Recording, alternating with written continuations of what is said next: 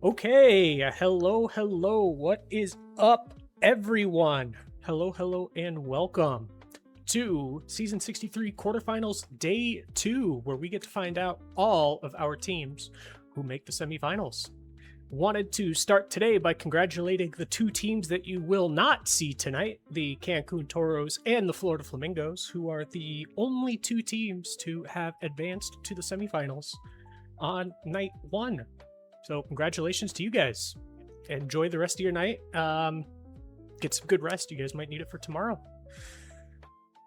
For everyone else, to give just a quick little insight into what we are going to be doing tonight, you'll see here we plan on starting tonight with Providence at New York, followed by San Antonio at Outer Banks. We'll have our off day. We'll go down to we'll go over to the Champions Conference to see my pal Waldo's Nashville Stars in Game 5.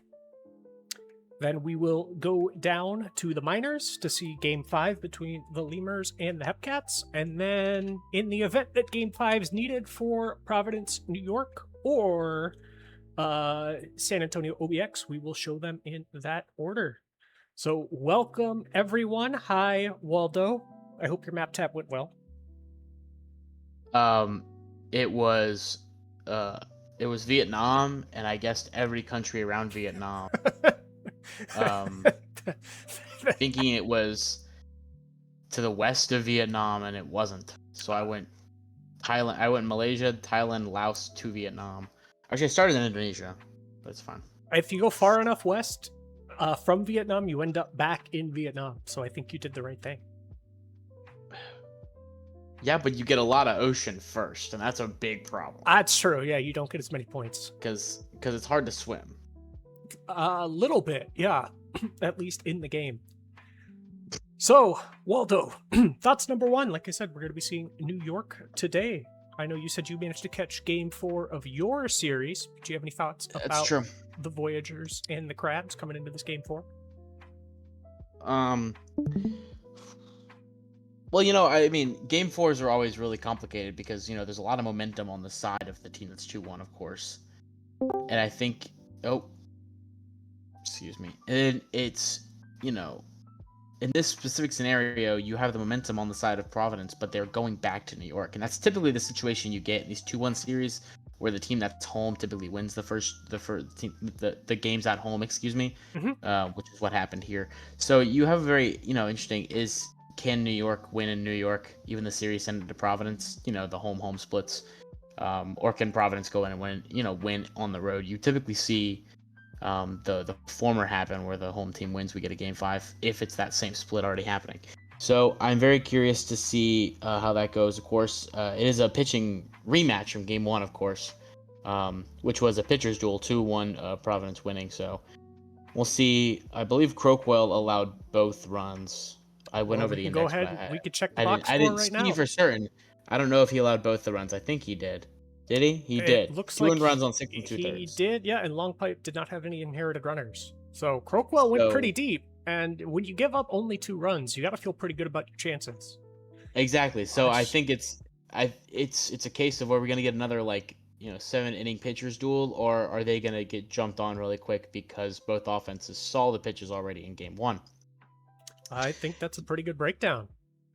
Thank you. I worked really hard on it. Okay. Outer Banks, San Antonio. What are you thinking for Game 4 there once we get there? It's the same thing, except, it wasn't home, away. San Antonio went a 2-0, won one game on the road, the first game, won the second game, at home. It's not the same series, but you have to think, after winning the last game, Outer Banks has some momentum. It's evened up. Outer Banks is coming back to home. So if Outer Banks can win this one, I'd favor them to win in San Antonio in Game 5 if they can win today in Game 4. So you have to think that Outer Banks thinks... obviously this is the pivotal game of their season for Outer Banks, of course. But San Antonio has to know, if we can't close them out today, we go back home with all the momentum on the side of the other team. So I think that, you really have to win this game if you're San Antonio. You cannot lose this one. I imagine, yeah. Here, if you lose this game, you get eliminated. I don't know where I heard that No, before, but I heard it. I said San Antonio has to win this one. Ah, I thought you Not said Outer Outer Banks. My bad. So See, San that's Antonio has to win this one because if they go to Game 5, Outer Banks has won back-to-back games, all the momentum. oh, you say that, But it, but no one's won on the road yet, so we will see. I won't ask for your comments on the Apex Stars game, just out of respect. yeah, Yeah, that's true. Good luck to both teams. Of And course. then in the minors, Lemurs, Kansas City, we got a similar deal to the New York Providence series, which with each team winning one each on the road and then one at home. Game 5's in Kansas City. All of the Lemurs, all of these games have been crazy blowouts except for Game 2. Do you think we get to see that again in Game 5? I don't. I think that in a Game 5, you're playing a little closer. You're keeping your cards closer to your chest, in terms of who you're throwing, and I think that both these teams know they have to go all out. So I think you're gonna see a closer pitchers duel at the beginning of the game, but I think these bullpens are gassed after all these innings they've had to eat. So I think that you're gonna see a 6 inning close game, but then you're gonna see some fireworks at the end. I don't know if it's gonna be a blowout per se, but I think you're gonna see I'd say at least 10 runs combined. Okay, I will be excited to see that game later today. But for now, I'm excited to see all of them. I mean, yeah, you and me both. Why you're only excited for one of them? I'm excited for all of them. Okay, that's true. Yeah, we're all excited. Yeah. We're excited for all of them. That's right. Yeah. You got me there, Waldo. So I think first, no, that's right. Yeah, we're doing Providence and the Voyagers first. That is right. So we're going to do Providence, New York, San Antonio, OBX, then come back to Indy, Nashville, Kansas City, Louisville, and then back to these two as needed. So I'll go ahead and take this since we're going in that order. I want to make sure I land on number 3 there with Nashville, Indy. I want to make sure you don't get stuck with that. Oh, whoa. I want Nashville, Indy. I thought you didn't want Nashville, Indy. No. I've resigned to being neither good luck nor bad luck. Oh, okay. Because I used to be good luck, and then I called last year's loss. So I think I have to figure out if I'm good or bad luck. Zach, I didn't ask for this. I tried. What? I said no. I tried, Zach. But yeah, sure. Hey, it's my choice. That's true. Yeah, it's your choice. So Zach, I'm sorry. BNN is off. Since my player. Oh no, I mean come back, Zach. Your GM. Oh, I thought you were apologizing to my player. No. Zach and Taylor. Yeah, Zach and Taylor. I'm sorry. I don't know. Sorry, Mr. Vega. I didn't mean to. No, Mr. Vega. I'm sure Mr. Vega will do fantastic. With that, though, if you want to take game 1, so we can have game 3, we'll go ahead and get started here. Of course, I'm more than fine with that. Give me Providence, Outer Banks. Providence at New York. Oh. You're close. Intro me in. Yeah, intro you in. Providence at New York, game 4 starts now. All right, let's get it going. Any minute now. There we go. Oh, nice camera work from our director. Nice grounder to the first base side. The play will be completed for the first out of this game.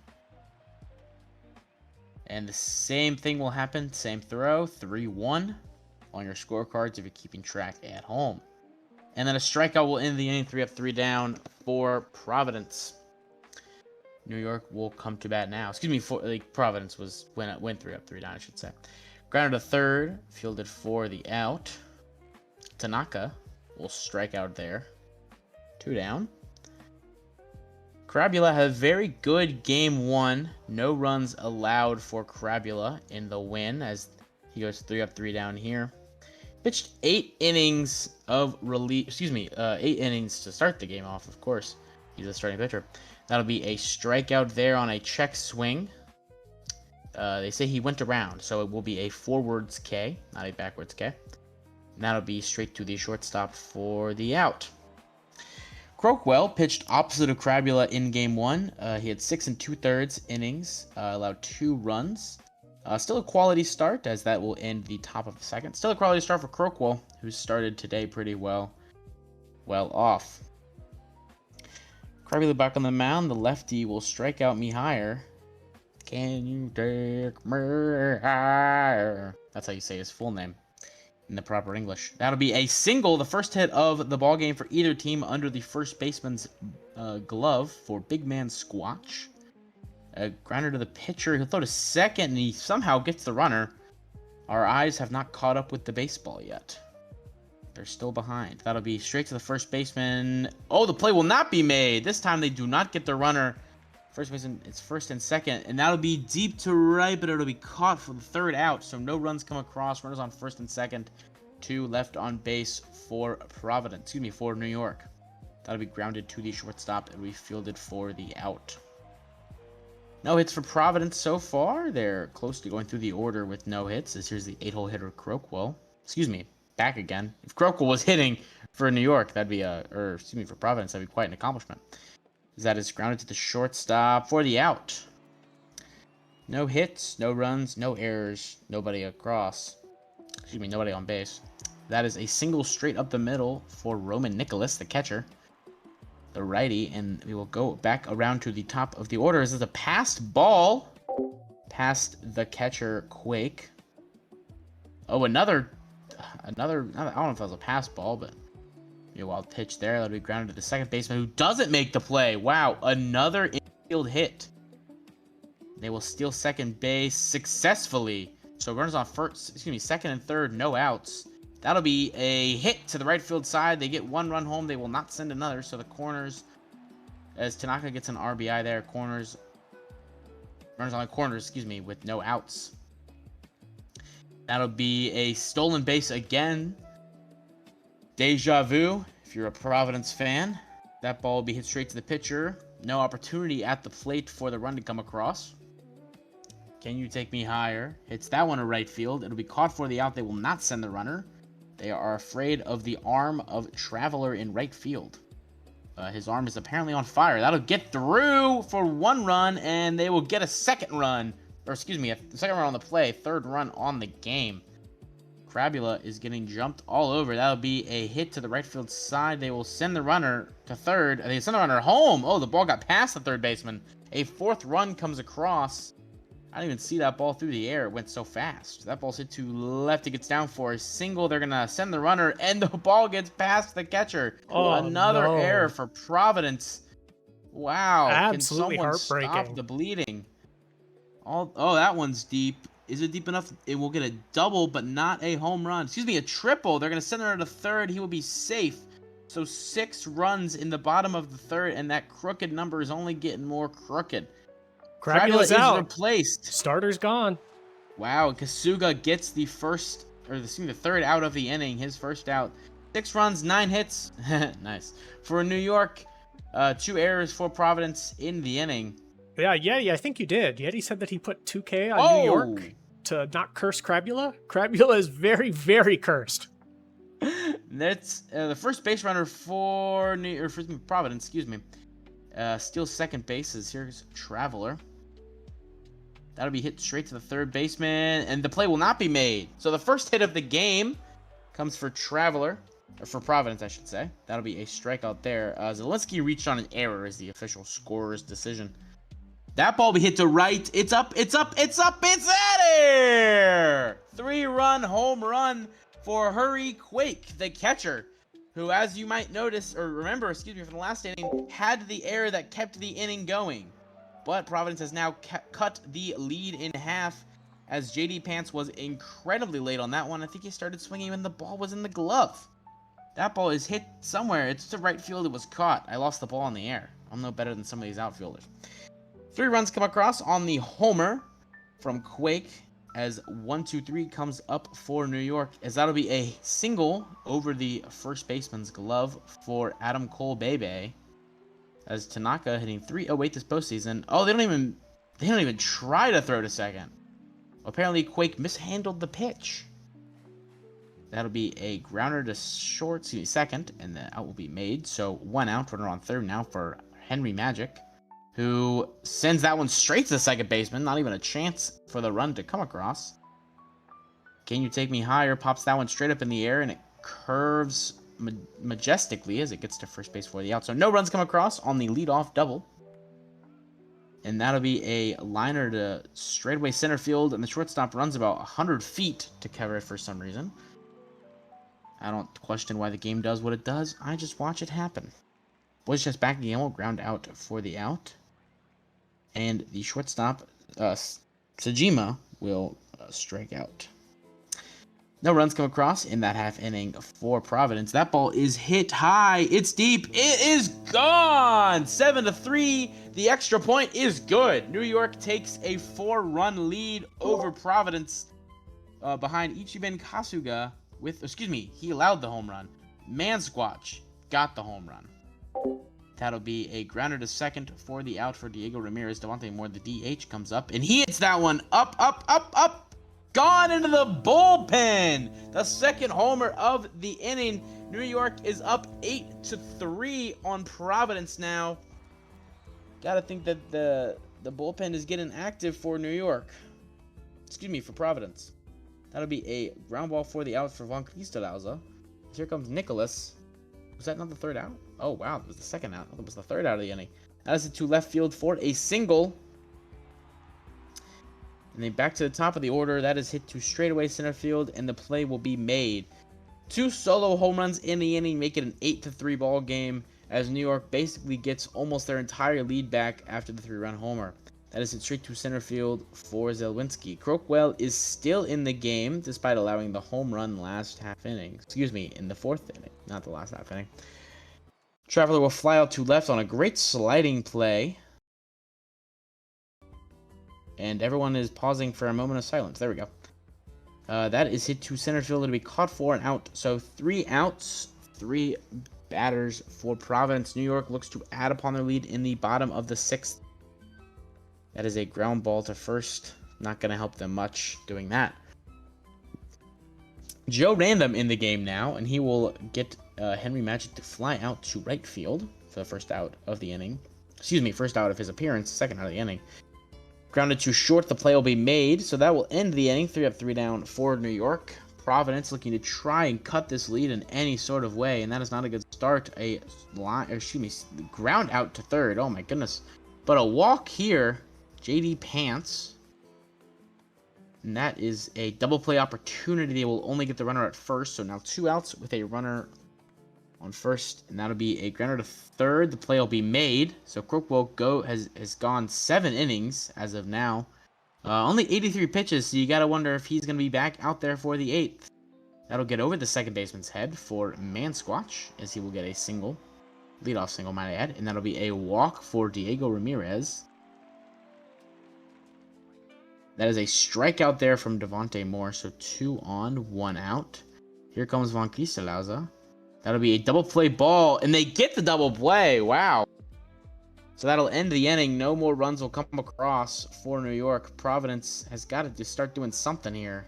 And back again will ground out. Crockwell is back out there. He's on 90 pitches after that ground out. He's on 91 pitches now after that strikeout.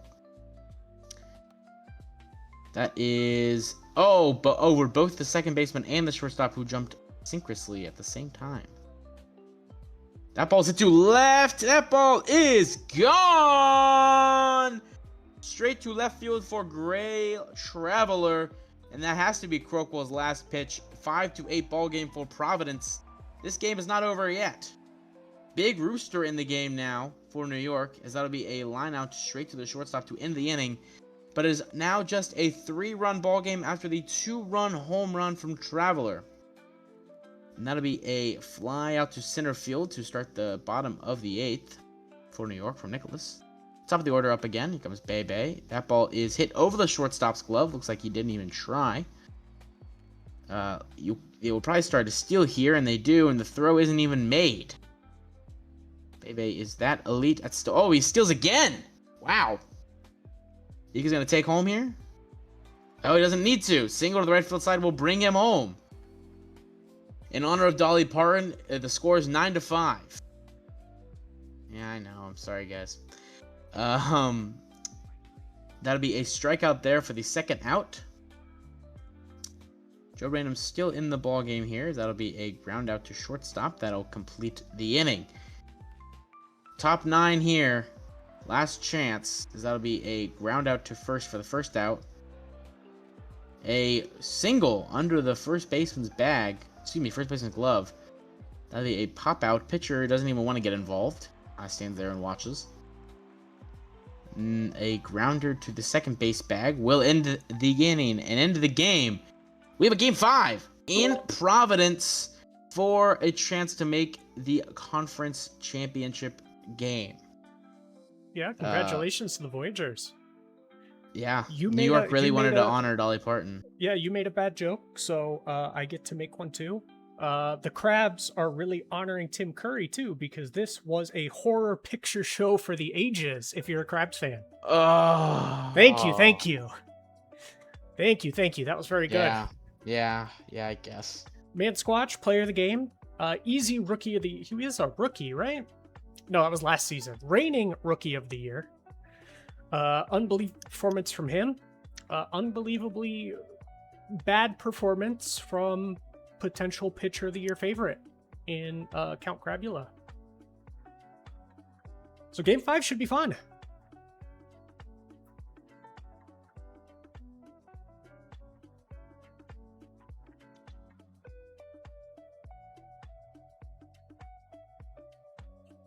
Yeah, congratulations to the Voyagers. We will see you guys in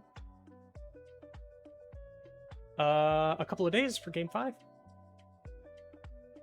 So we can just go ahead and move straight on to San Antonio at Outer Banks. San Antonio leads the series 2-1. No team has won on the road yet. So we'll see if San Antonio gets to be that first team to win on the road in this series and close it out. So best of luck to both teams. On the mound, we'll see Hiccup Horrendous Haddock III, who's had a very poor performance against Outer Banks. I believe that would be on the season and not in this series. Versus Doc Holliday, who's had a tremendous season against San Antonio, going with a 2.37 ERA. You'll see that some of the hitters for OBX have gone absolutely ballistic versus Horrendous Haddock. Eschenbaugh in particular, batting .352 with 3 home runs off of him. And you have some similar big hitters off of Holiday here on the San Antonio side, including Laramie hitting .372 and Jerry Mander hitting .321 with 2 homers. So we will go ahead and let's see. We're heading out to Outer Banks for game 4 between the San Antonio Sloths and the Outer Banks Aviators. So Press Duckley leading off here, off of his best season in the majors, I think. Almost 6 WAR potential MVP favorite gets on with a single up the middle, and he immediately steals a base and gets in pretty easily. But we've got a man on second as Doc Holliday gets his first strikeout of the day. We still have a man on second. There's his second strikeout of the day, so there are going to be no more sacrificial flies or bunts. No more sacrificial outs, but we get 3 strikeouts in a row from Doc Holliday to sit down the San Antonio Sloths. We go to the bottom of the first. Horrendous Haddock III sits down Bazooka Slow, MVP 2 seasons ago. Sits him down looking, I think. Oh, no, he swung. Swung on a 2-2 count and sits him down. Horrendous Haddock III gets his horrendous strikeout the second, as Patrick Eschenbaugh, also a potential MVP candidate, comes up and drills it into the gap for a double. Could have potentially stretched that into a triple, but we got a man on second as Julio Ruiz Jr. gets sat down. So 3 outs for 3 strikeouts for Hiccup Horrendous Haddock. Both starting pitchers getting the first 3 outs on strikeouts. So the fielders are doing no work, or at least through one have done absolutely no work. As Doc Holliday gets his 4th strikeout of the day in 5 outs. Monopolitsky comes up as he gets his 5th strikeout of the day in 6 outs. Y'all brought like the gas. I believe we're gonna need to test you guys for performance enhancing substances after the game, as San Antonio gets the first out of the inning. Abe Ghosty, I believe the TPE leader for all of the majors right now, gets on first with a single. De La Fuerte comes up and hits it into the gap. Does it get down? It does not. Duckley Jr. robs it, jumping off the wall. Incredible defensive play there from Press Duckley Jr. He started the game off with a hit, and now he's making incredible plays defensively as Vlkova gets on with a walk. We've got runners on first and second with 2 outs. Jerry Coleman, who was, I believe, I was told specifically, would be the worst hitter in the majors this year, lives up to that title and strikes out to end the inning. Top of the third, Goro Majima. Oh, my cat just looked at me. That's his name. Hi, Goro. Does not get on base as Alan Greer hits a single into center left field. Press Duckley Jr. strikes out there. Yeah, you're welcome, BBJ. You're the one who said it. Look, I'm not just making things up here. As player to be named later crowns out, and we go to the bottom of the third.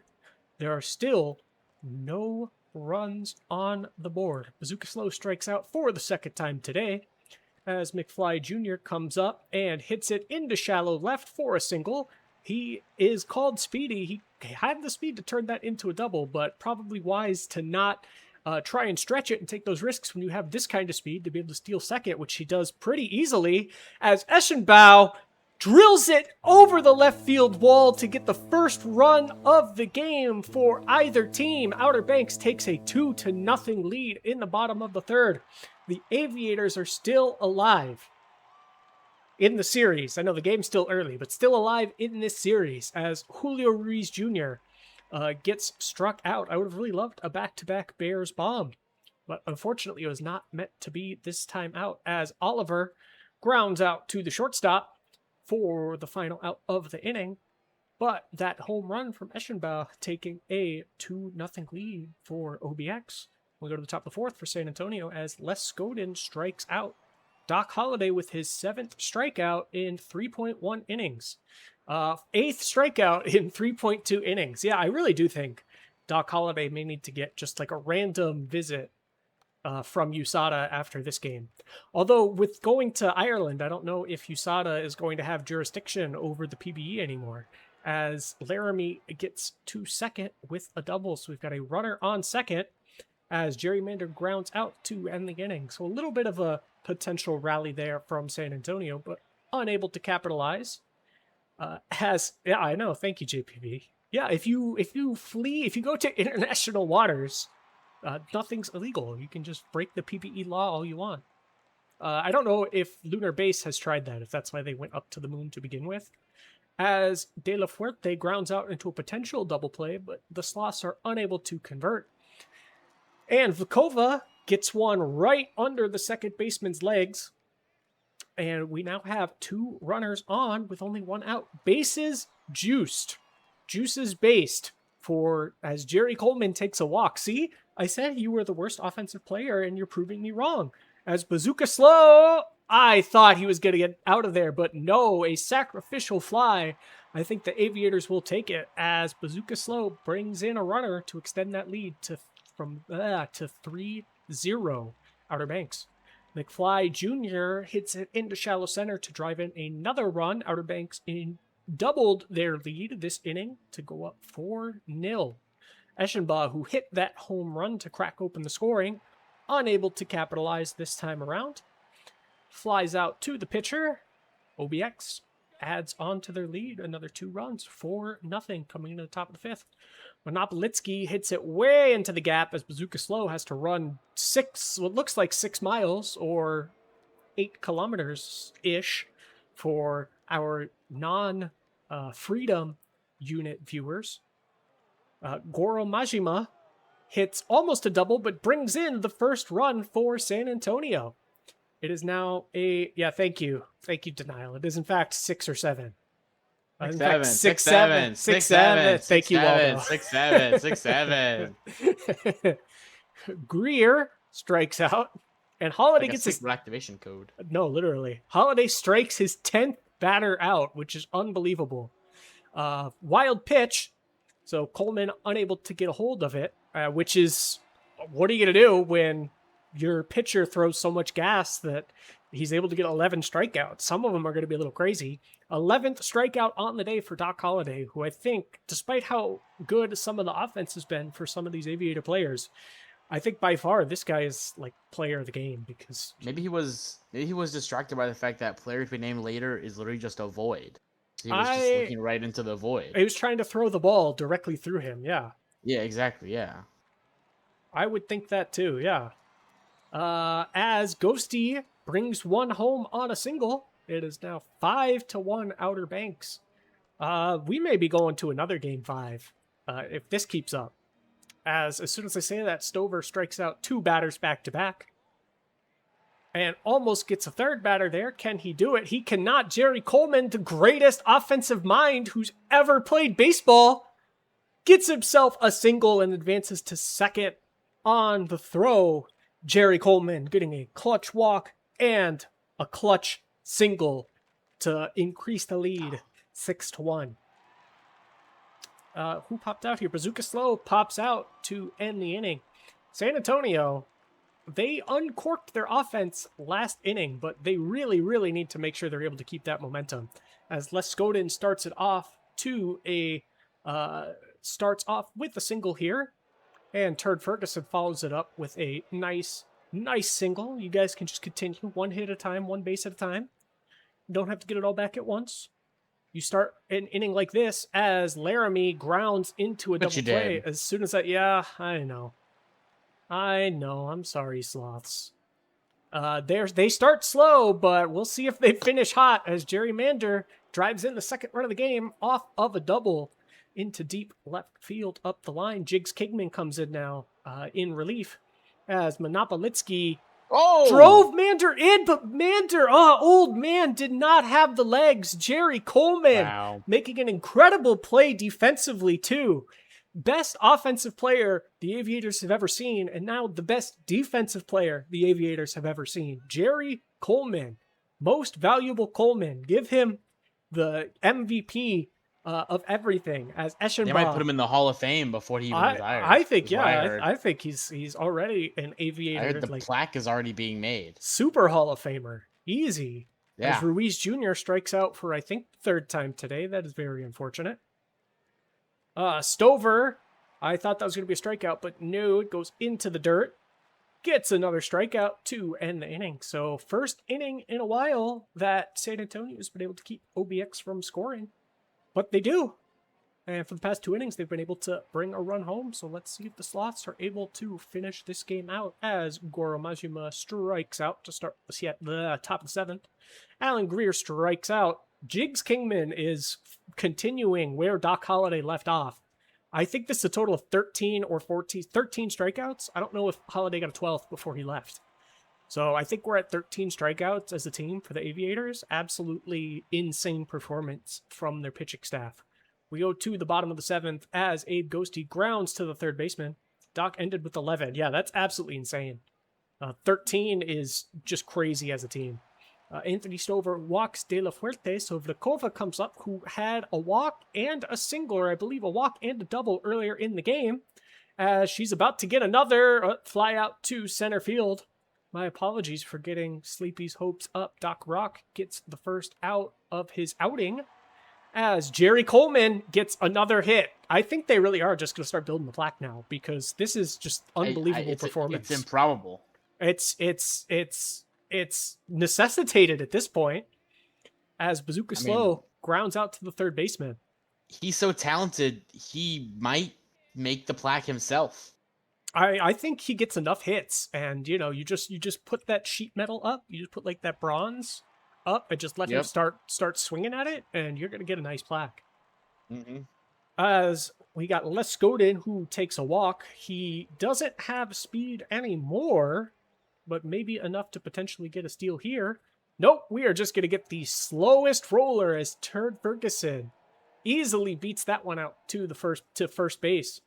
As Stetson Laramie, his second time grounding into a double play in this game, just unfortunately came at the worst possible time. Time to swap Coleman and Slow. Yeah, well, I mean, you want Coleman to be at like your best defensive position, so I think you've got him in like the perfect spot. Unless you mean like he should be your leadoff, in which case, yes. Like Jerry Coleman needs to be like your number one. He needs to be getting the most at bats. Yeah, I heard that next year he's gonna have his own team. Well, it's the Outer Banks Culminators. As what a Whoa! robbery! Holy cow! Duckley Jr. goes off the wall again to prevent another run again. Ruiz Jr., give him the sombrero. I think that was number 4. I'm going to have to look. I think that was 4. Doc Rock gets 2 strikeouts in a row to shut down the Aviators' offense. Gone cold, but we need the Sloths' bats to go hot here in the top of the 9th, because otherwise we're going back to San Antonio. Oh. And like Waldo said, Outer Banks would have to be very confident coming off of 2 consecutive wins. Monopolitsky strikes out. We do have a runner on second. Now a walk for Goro Majima. Yes, buddy, I'm talking about you. And Egan's still in the game. I know. Well, I mean, he's a starting pitcher, so he can go pretty deep, even in relief. PDJ little line out to the third baseman to end the game. 6-2 Outer Banks win. All on the back of Jerry Coleman. He did it all by himself. Just kidding. Absolute team effort. Yep. Unfortunately, tell Ryan BBJ that the sombrero is his. So despite having he's in the chat. Hey Ryan, sorry. You get the sombrero. You get some money, but you also have to wear you have to wear the hat. Unfortunately. We get another game 5. So we get a long night tonight, you and me, Waldo. I hope you're excited. Hey man, what else am I gonna do? It's true. Eschenbauer, player of the game, but big shout out to Doc Holliday for his unbelievable performance with 11 Ks and no walks, which is ridiculous. Still not a quality start though. It's oh well, yeah, he didn't go 6, but still absolutely crazy. I was making fun of the quality start mechanic, not that it was a bad game. That's what I was saying. No. I know what you mean. He still got the W though because he went at least 5. So congratulations to the Aviators. So we'll go ahead and advance the day. So tomorrow is an off day, or at least should be. Yep. So we're going to go to the 23rd. And then let me get stam checks for everyone before their game 5s. Waldo, I'll say this. Yeah, Waldo, keep everyone entertained for me for a second. I'll say this. Some of y'all probably know this. But 4 game 5s is not it's not something I'm strange about, I've received a Discord invite.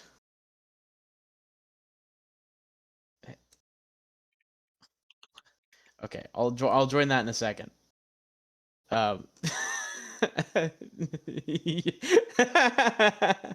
Okay, I won't join it. Okay. You don't gotta worry about me, man. Sorry, Bob Ross just sent me a very strange Discord invite and then told me no, don't join. What are they talking about? Oh yes, so a few destitute seasons ago, I believe it would be 5 at this point. Me and AJ, the GOAT himself, who you will see tomorrow. I believe I don't know who else. I don't know who. Now other people are DMing me telling me to join this server. Okay. And I was on a 4.5-hour stream. We started at 7. We ended at 11:30. And that was I think the max games you can watch is 16. I think we watched like 13. We watched so many games. My chair had a butt print on it. Like it was bad. I had to like get up and walk around because my legs were going numb. So it was pretty bad. So, but the reason I say this is because this is nothing for a guy like me. I've been through worse, Well, I'm glad you're a marathon man. I don't phrase it like that. Okay, well, I'm glad that you are experienced. That gift from Archer where it's like, hey, phrasing. It's kind of how I feel Hey, about what you Jiggy, love you, bud. Yep, cool. Valor wants 6 hours, buddy. You have to double. Uh, You have to double my pay for me to be on here for 6 hours. 6 hours is a little too much. I will say after that 4.5 hour stream, I did go and get a milkshake and it was really good. So maybe if we go for a little too long tonight, I might go out and get a milkshake. a milkshake sounds pretty good. It brings all the boys to the yard. That's why I'm here. Thank you, Zach. Sorry, dude, I forgot.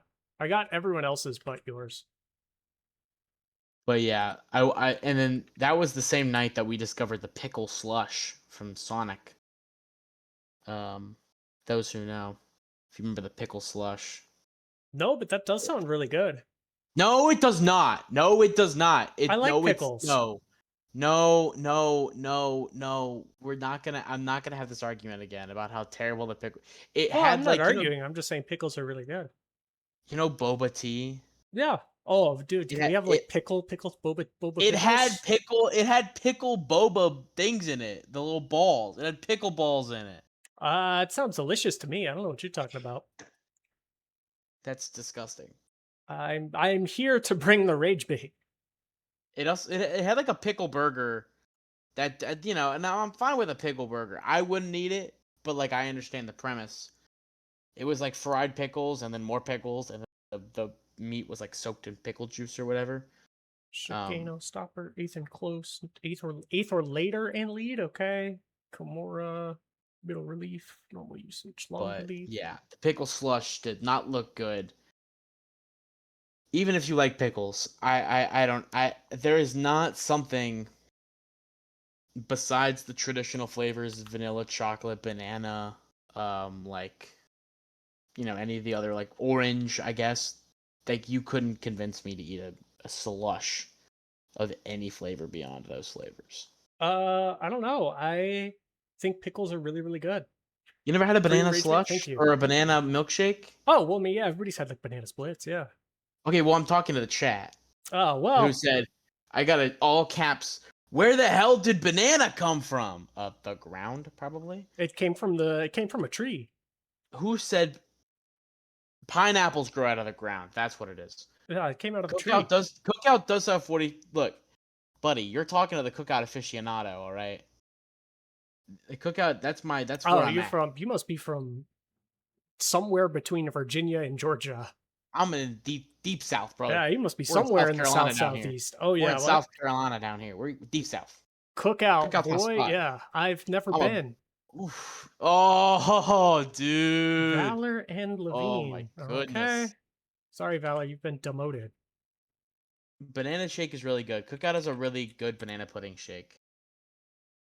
Well, Cookout's banana pudding shake is hit or miss because sometimes it's really, really good, but sometimes they really mess up the mixing and doesn't taste very good. But I do like the banana shake, or not the mixing, the chopping of the bananas, because they put banana chunks in it, and sometimes the chunks are too thick, like they're too big. So the banana pudding milkshake isn't always great. Bauer, Pumpkin what pie. did I ever do to Bauer? What did I do to you, bud? I Bauer just earlier, took I your miss difference, I think. streaming. I miss streaming. I love it. And now Dame sucks. You can't have it both ways, man. Cookout is really here's my thing with Cookout. I love Cookout, but it gets to a time of night, or excuse me, of day, where you're like, okay, I don't really want to go to Cookout. I want to go to like Chick-fil-A. Cookout is, I mean, it's good all the time, but Cookout is the best.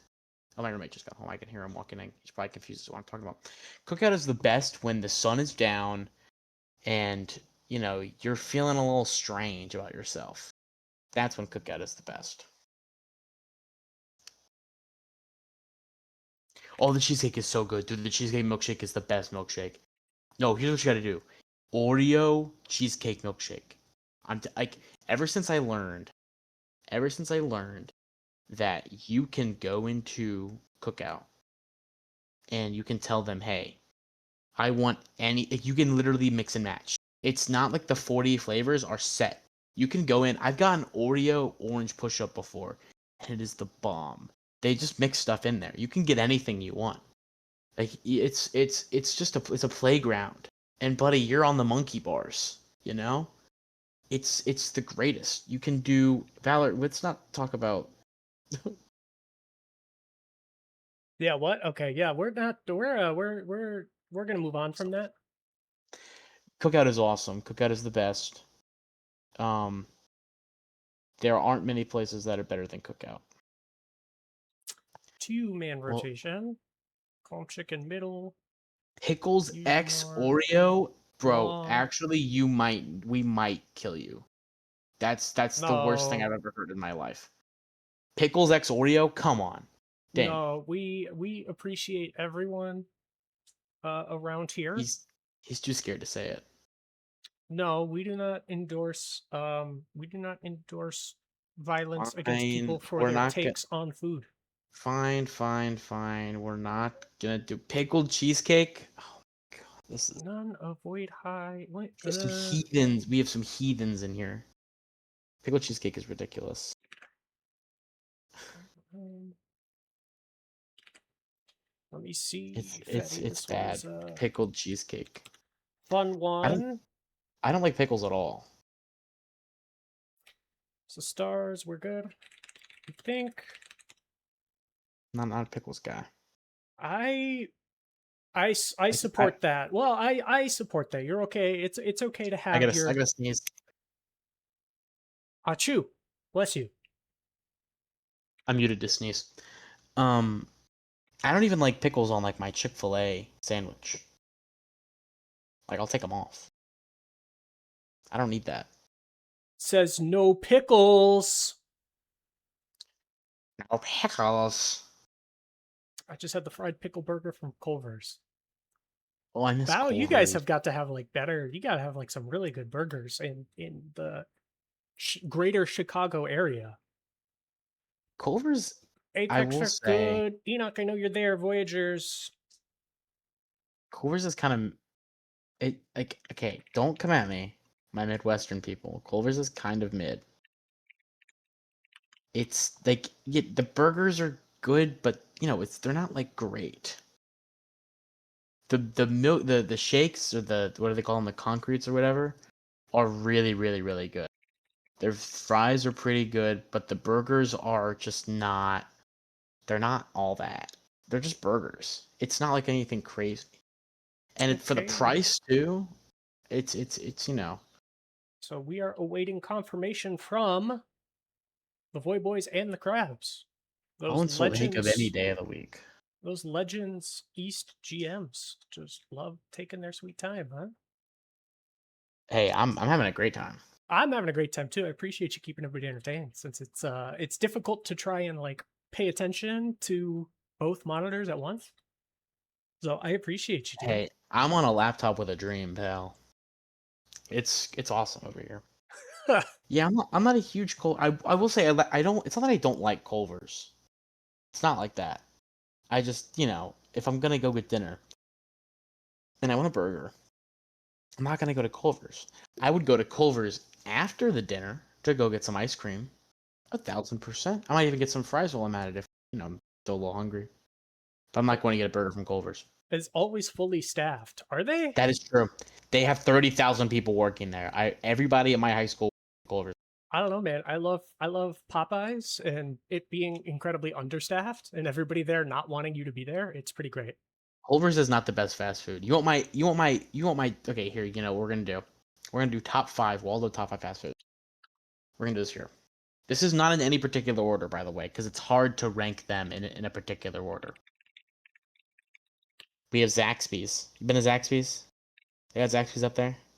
You need to be hung for that. Whoa. Whoa! Okay, God, where did that come from? Whoa. Where Relax there, did JPV. who just popped in and okay. I'm still gonna say Zaxby's. Let's please not say that about each other on stream. Zaxby's. We're gonna put Chick-fil-A up there. We're gonna put Cookout up there. We're gonna put Jersey Mike's up there. Number 5.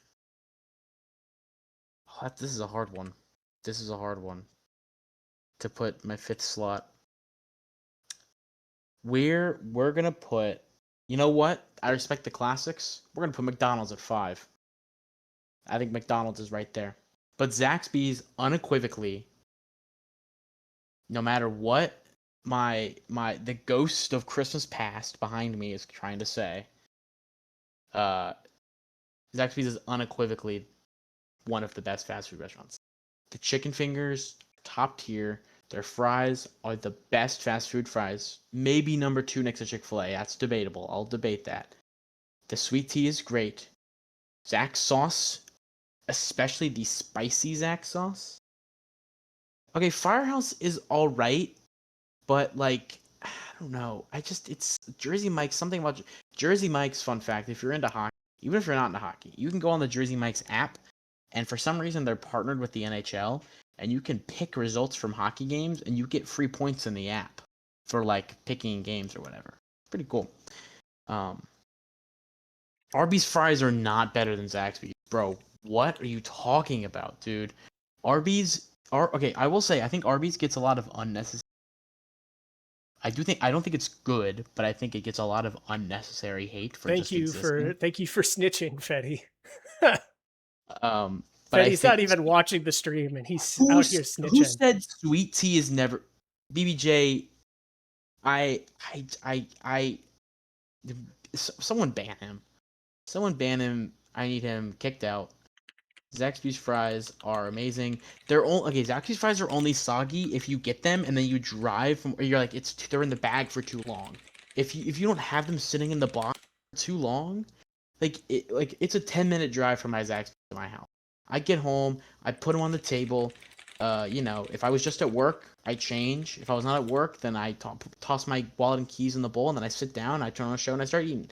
If you're eating after 30 minutes of getting them from Zaxby's, then yeah, they're going to be soggy because the boxes will condense because it's hot food, it's fresh. Wingstop does have good fries. Wingstop's problem is the amount of fries they give you is not enough price. Like if Wingstop, like you get a $10 meal from Wingstop, $10 meal, which is 3 chicken tenders, a small fry, and a thing of ranch. I will say Wingstop was great ranch, but like it's not enough food. It's not enough fries. You gotta get a large fry, and if you get a large fry, then it's $12 and it's the same amount of food as Zaxby's. And I mean, I'm not gonna lie, the chicken is a little better, especially with the new lemon pepper they got at Zaxby's. I love the lemon pepper dry rub at Zaxby's. No, excuse me, the sauce. The sauce is better than the dry rub, especially when you get the sauce on the fries. Oh, it's amazing. Okay, thank you, They do need Jiffy to get V, more fries. for marking that off. Yep, we're going. Didn't hear anything for the crabs. So, Indianapolis, Nashville. Waldo, are you Did you ready? try poking your head in the water? Maybe they're speaking under there. I speak crab, and I have not heard any clicking. Ah, you speak crab. Yeah, I do. That's what Hopefully, visiting the Delta Zeta household for you. hopefully you speak Nashville victory. Are you ready? Don't put it out there. Hey, you wanted to commentate this, No, Zach. I'm Zach saying like Taylor. In and Out is not overrated. Okay, I'm turning off chat. I need to turn off chat. I need to focus. In and Out is good for the price you get for the food. Okay, we're back. We're back. Okay, Locked in. we're back. We're here. Are we getting a prediction up for this game? I should add. Dude, you have a train going by your house? I Okay, I just wanted to make sure that was a real thing and not just like Discord sounds or something. Yeah. So Okay. Yes, this is game 5 so denial. this is game 5. Can we get a prediction up? By the way. Yeah, denial's putting one up. So if we Okay, could get perfect. something for, I don't know who wins Oh, here or it something. comes. Can you hear it on the tracks or just the horn? I just heard the horn. Okay. Can you hear it when I talk? No, not right now. I don't know. Are you Okay. riding the train? So no, I moved recently, right? And our new apartment is literally, if I look out the window, I see train tracks, so it's literally right there. Okay. So the horn is very loud. And my headphones are noise canceling, so I can hear it a little bit, but it sounds a lot louder out there. Hey, it's all good. It was So pretty minimal. But we're you here. will probably Prediction hear is it. up. Game 5. No more fry talk. All right. Let's get going. You ready, Waldo? I am. Let me gamble money first. I just put Okay. 4,000 on my own team. Hey, This can't go I wrong. believe. Good luck, Apex, and good luck, Stars. You All ready to roll out right. Game 5? Nashville at home versus Indianapolis Game 5. 62,000 people in attendance. Good Let's get luck. it going. Good luck, Nashville, and decent luck to Indianapolis. Decent enough luck where it matters. And that'll be a strikeout to start the game. Ultimo Khan, starts the game here. He went 6 1/3 in the win, game 2. Wait, win? No, we lost game 2. Win game 2? I don't remember off the top of my head. That'll be a pop out to first for the second out of the inning. Regardless, he still went 6 1/3 in the last game. That'll be a ground out to the pitcher. He will make the play at first for the third out of the inning. That will end the top of the first. No outs, no runs, no hits, no runners left on base. Nashville's starting lineup coming up, hitting .417 is CJ Levine. He will not add to that. It'll be a fly out to center. Did he dive to make that catch? I couldn't really tell.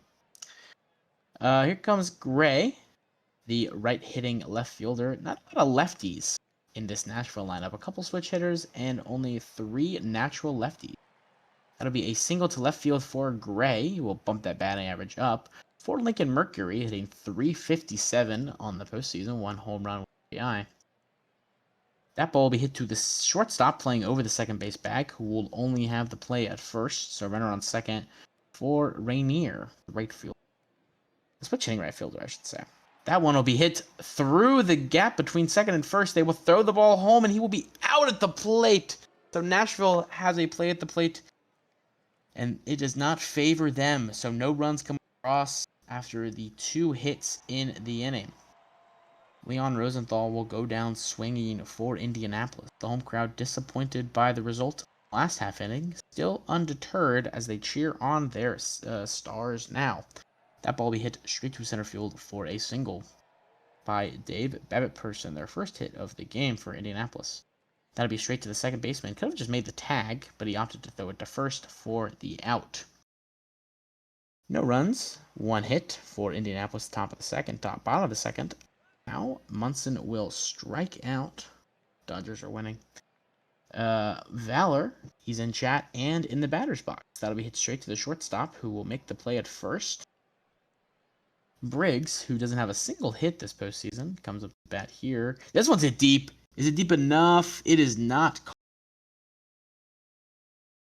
Streak continues his 13th at bat without a hit. To be grounded to the second baseman, who makes the play at first for the first out of the inning. A strikeout, full count strikeout for Santos Garcia, as the lineup will restart with D. Fernandez hitting .125 on the post so far. Eventually they'll get there. 2 hits and 16 at bats. That ball's hit deep. It's deep to right field, and it's gone. D. Fernandez hit a second home run of the postseason, 390 feet to right field, and that'll be a ground out to short. And Indianapolis will have a 1-0 lead. Strike out there for Seong, as we're in the bottom of the third. That would be hit to the third baseman, who makes the play. I didn't see the ball get thrown at all, but according to the commentary, he threw a P. Weird. McLean, the right fielder, will lead off for Indianapolis after no runs for Nashville in the bottom of the third. That'll be hit straight to the shortstop, who will grab it for the out. Here comes Rosenthal. He will strike out looking. Backwards K for Rosenthal, as Payne, the middle of this lefty sandwich, will hit it to right field. It's over the right fielder's head. He didn't even move positioning. That'll be a costly hit for Nashville to allow. And that'll be a strikeout. So it actually doesn't matter. But still, who knows? And thank you for the sub, 234 coming up. Oh, thank you for the sub. We appreciate it. Money will be used for good things, such as paying for Chadwick's balding cream that he puts on his head. For Lincoln Mercury up to bat now, having a good postseason so far. That ball's hit deep. Is it going to tie the game? For Lincoln Mercury, who did not have a great regular season in terms of hitting home runs, gets a deep one to right field, 342 feet, just into the fountains in right. and we have a tie ball game as that ball's hit to the third baseman high up in the air. It'll get caught for an out. And Munson, the catcher, is up to bat now. He will get plunked right in the back. Oh. Here comes Valor, hitting 056. As the sun immediately sets, it goes straight down, and suddenly we're plunged into darkness. Valor will strike out there. 7-8-9 coming up for Indianapolis as a strikeout looking. The backwards K will hit Geisel. Here comes Kamenek, who will hit that one at a shortstop, but the play will be made easily. Thanos Garcia with 2 outs, hitting 154 this postseason. That ball will be hit to right field. It'll be down for a hit, just his 3rd hit this postseason, bringing that batting average up to 167. Stolen base attempt, and the ball is high arcing, so the play will not be made at second. D. Fernandez has a runner in scoring position now, but he will not do anything with it. Pops it straight up in the air for the out. No runs on the lone single for Indianapolis, as Nashville looks to try to do something after tying the game in the 4th. Here comes Seong, who is cold. Somebody get that boy a blanket. He needs one. Too bad he didn't get it in time because he pops out to the shortstop. Lumber will strike out there, so 3 up, 3 down for Nashville. As that ball will be hit under the second baseman glove. He made a diving play to not get the ball. That'll be popped straight to center field for the out. So 1 out, runner on first now for Rosenthal, the catcher, who has 2 homers this postseason. That one is not deep enough to be a 3rd homer, but it'll be caught for the out. 2 outs now, runner on first. That ball will be hit to the gap. Will it get down? It won't! Oh my goodness, a diving play by the left fielder, Gray, who is due up second in this inning, so maybe he can contribute on the field and in the batter's box, as that'll be a leadoff single for Levine, as Nashville looks to try to do something here. Home fans clawing for something to happen. That'll be another hit, so back-to-back singles. And that was, again, Gray for Lincoln Mercury. Home, and he do something. Oh, it bounces off the catcher's mitt. Wow, it's a wild pitch. Runners on second and third, no outs now for Fort Lincoln Mercury. That ball will be hit to the first baseman. They throw it home. He's out! They made the tag despite the animation being not that at all. Rainier, the right fielder, will strike out here for the second out. Marilyn Munson now. Excuse me, Michael Munson, not Marilyn Munson. Who wouldn't it be? Gets a hit to the third base bag for the second run of the game for Nashville. Nashville is taking the lead as here comes Valor hitting 053. Valor hits that one deep. It's gone! Valor has hit a home 5-1. Valor, who has been cold all postseason, gets a second home run there. A 3-run blast gives Nashville a 5-1 lead in the bottom of the 6th inning. Briggs is up to bat now. He will get a line drive to center. It'll be caught for the out, though. But it doesn't matter because it's 5-1. Why did I say that in British accent? It's 5-1 Nashville. Just like that with one swing of the bat. That'll be a strikeout there. Shota Takashi is in the game for Nashville. One of their better arms in the bullpen. Only a couple more innings for Vega to come in. Yeah, I mean, I won't get a save, but I can easily shut this game down whenever they need me to. That'll be 3 up, 3 down for Nashville. Here comes Seong. That'll be a single for Seong right up the middle. Calm chicken in the game. I believe he came in after the home run, and I see it. Here comes Lumber. The 9-0 hitter hits that one deep, and it's gone into the bullpen. Lumber joins it on the raid. Nashville gets their 3rd homer of the game, and their 7th run comes across. It is 7-1 Stars. As the top of the lineup, here comes Chinwei Lee up to bat now, and that'll be a grounder to left, thrown to first for the out. Here comes Gray, who had that amazing catch in left earlier. Gets a ground out there. He's the 2nd out of this inning for Lincoln Mercury, who started the homer barrage early on in the game. Hits that one to right. It'll be caught for the out. So Indianapolis will start with a fly out to center field in the top of the 8th by Santa Garcia. D. Fernandez will come up to bat now. Takahashi still in the game for Nashville. That'll be a single straight up the middle. Goldberg will be up with a runner on first and 1 out. Oh, almost got the pick off at first, but they didn't get him.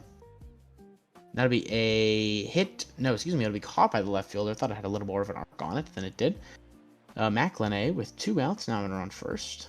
Looks to do something here. He does not. It's flown it to center for an out. That'll be a grounder to the first base bag for an out. That ball's hit to third. The out will be made.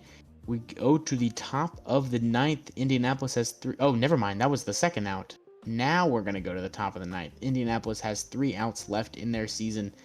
They need 6 runs. Takahashi's still in the game here. That'll be a single to the center fielder for the first hit of the inning. That one is popped straight up in the air. The shortstop will make the play. That'll be another pop-up to the shortstop, who treks all the way to center field to make that play. Takahashi's still in the game. That ball will be hit to Takahashi, who will make the play at first. Nashville, congratulations. You are back in the Conference Championship Series. Hey, you're good luck What an again. amazing series. Maybe I am. I didn't play. Maybe that's what it was. Maybe Oh, yeah. Vega Vega didn't come out. Well, they're saving you for... Zach was so confident that he's keeping Zachary Vega the third in the bullpen. Exactly. So that way he doesn't have to I'm come gonna out. start. I'm gonna start the next game. Actually, that's how confident he is in me. I think Zach would be really stoked if he could use openers. Yeah, but someone at the league office doesn't allow it. I don't really. I no comment. Hey, I don't make those decisions. No comment. Hey, Ultimo you know, Con, Toivo with the player of the game. Congratulations. Oh wow. Toivo, the first 6 in the third, 1 run. First Game 5 MVP. Let's go ahead and just take a quick look as to who the series MVP for that was. Ford Lincoln Mercury. None other than Mr. Home Run himself. Congratulations, Nashville. You must be really stoked, Waldo, to be going back.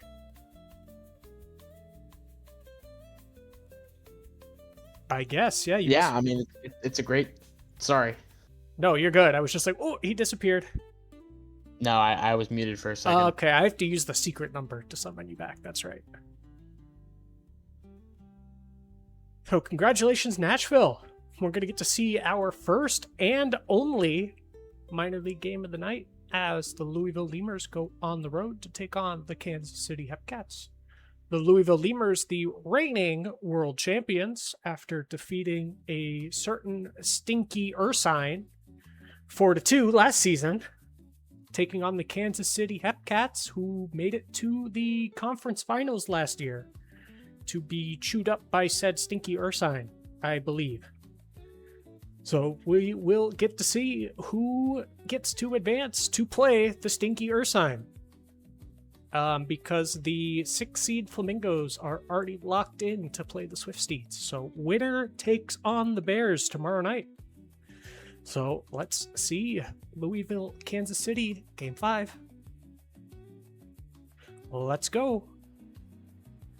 Kasane Tito leading off for the Lemurs as Fire Bob Nutting is still, he's still not fired as Kasane Tito flies out to left field. For the first out of the game, Doug Love, who has an unbelievable 1.619 OPS, flies out to the shortstop to start the game.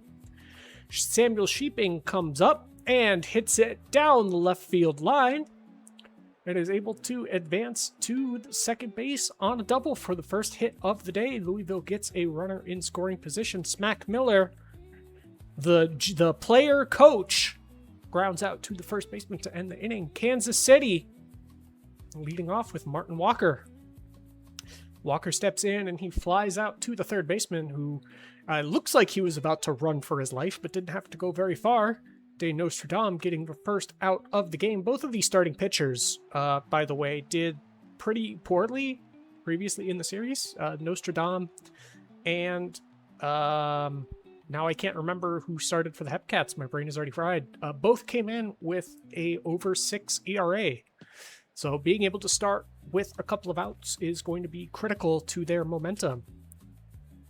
As Abel skies it to the second baseman. Kansas City still has runners on the corners, but Faramir Took is going to need to get a hit. And oh no, he's going to need to get an error too. Oh boy, Faramir Took drives in the wizard, Gandalf the Grey becoming Gandalf the White. As he crosses home plate for the first run of the game, Kansas City takes a lead 1-0 in the bottom of the first. Can Kansas City keep up that momentum? Fire Bob Nutting forces an out as Daniel Montgomery grounds to the second baseman. Quackenbosch comes up and grounds out into the second baseman. Martin Walker getting quite a lot of defensive play. Yeah, that fool of a Took, that's right. We're already on to Goro. You were in the last game, buddy. You were in the last game that Daddy called. You don't need to cry now. You're not in this one. Castellon, who I believe Tycho said needed to hit a bunch of home runs, strikes out his first time at bat. Kupu comes up and grounds out to the second baseman for the second out. Reddick comes up and just hits it in the shallow left.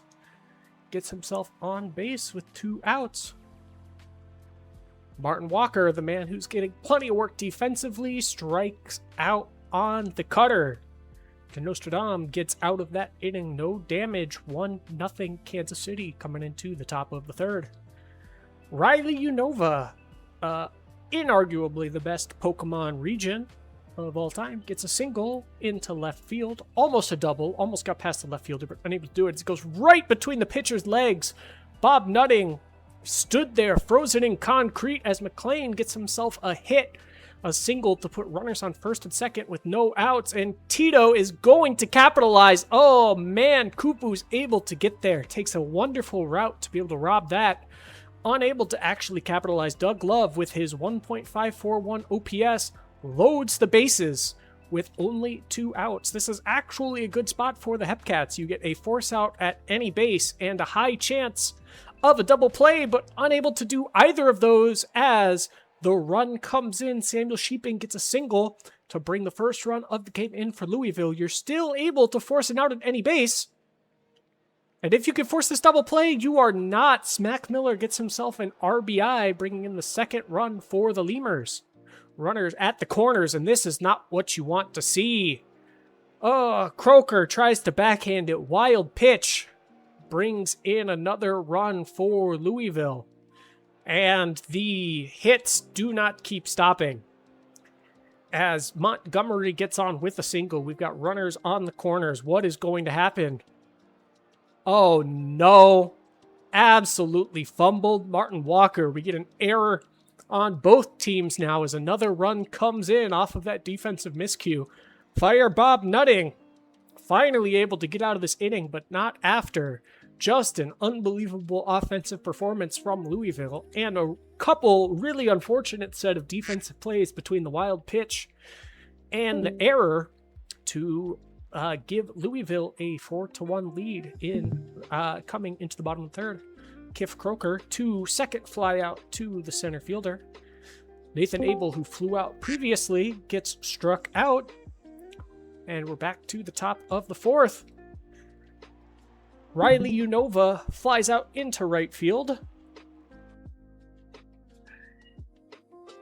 As Julian McLean also flies out into right field, so the right fielder getting quite a lot of work. Tito back up, flies out to right field. For 3 consecutive outs, we go to the bottom of the fourth. Faramir Took, who got the first and only RBI for Kansas City so far, grounds out to the shortstop. Super Creek! Thought that one was going to carry a little further, but unfortunately, the power of the high say 3, this must have been one of the seasons, one of the years where Super Creek's leggies were not feeling very good. Flies out to the right fielder. Second baseman runs as far as humanly possible to get the out. Coming into the top of the fifth, it is still a 4-1 game. Louisville up. Fire Bob Nutting gets his third strikeout of the day there for the first out in the top of the fifth, and immediately walking Samuel Sheeping for the first walk of the day. Smack Miller, who got himself an RBI earlier in the day, manages to get a little blooper, just a little duck fart there right in front of the center fielder, as we have runners on first and second. Louisville bats are showing out again. Daniel Montgomery, Popo comes in the game, really early in relief to try and stop the bleeding, and he is able to, forcing a fly out and forcing a ground out to the second baseman. It is still a 4-1 game with Louisville in the lead. Kansas City had a pretty slow offensive day after that first inning, so they're going to need to get just a couple of hits. 3 runs is not at all insurmountable, is not at all too large of a gap to try to close here, but they really need to get more than 1 hit an inning, as they are unable to in this one. De Nostradam pitching an absolute gem. 5 innings pitched, 3 strikeouts, only 3 hits allowed, and no walks. Gabzu comes up and walks to first base, so this Louisville offense is picking up exactly where they left off. Riley Unova gets it past the first baseman into the right field. We now have runners on first and seconds. This sounds really familiar. Julian McLean flies out to the left fielder. First out of the inning. Tito manages to get it down. Are we able to get a run in? We are on the double. Tito brings 1 home. We are now up 5-1 Louisville, as their odds of, or I guess they're not necessarily odds, but we get another run scored off of the Doug Love sacrifice grounder. And Popo's finally able to force an out to the shortstop to stop the bleeding. Louisville adds 2 to their lead, now up 6-1. I was saying they don't increase their chances, but they're on the path to being able to go back and repeat for the first time in, I think it's been quite a long time since the team's actually gone back-to-back. I think the last one may have been the Bears in S52, 53, whenever it was. I don't know. It has been a minute, as we get a double play there. Give them to Heater, able to force one out of Nathan Abel. We have a runner on third. This is a pristine time for Kansas City, and they are unable to capitalize as Faramir took grounds out to the third baseman. So we get just a little bit of offense, a few base runners there.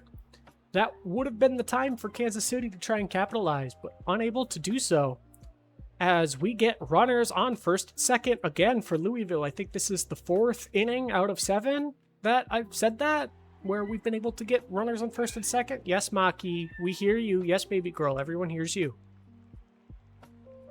Everyone hears you, sweetheart. I know, you're so popular. As that is absolutely belted. Riley Unova, who I think has to be the player of the game at this point, drills it. You get a little fastball just left there in the zone.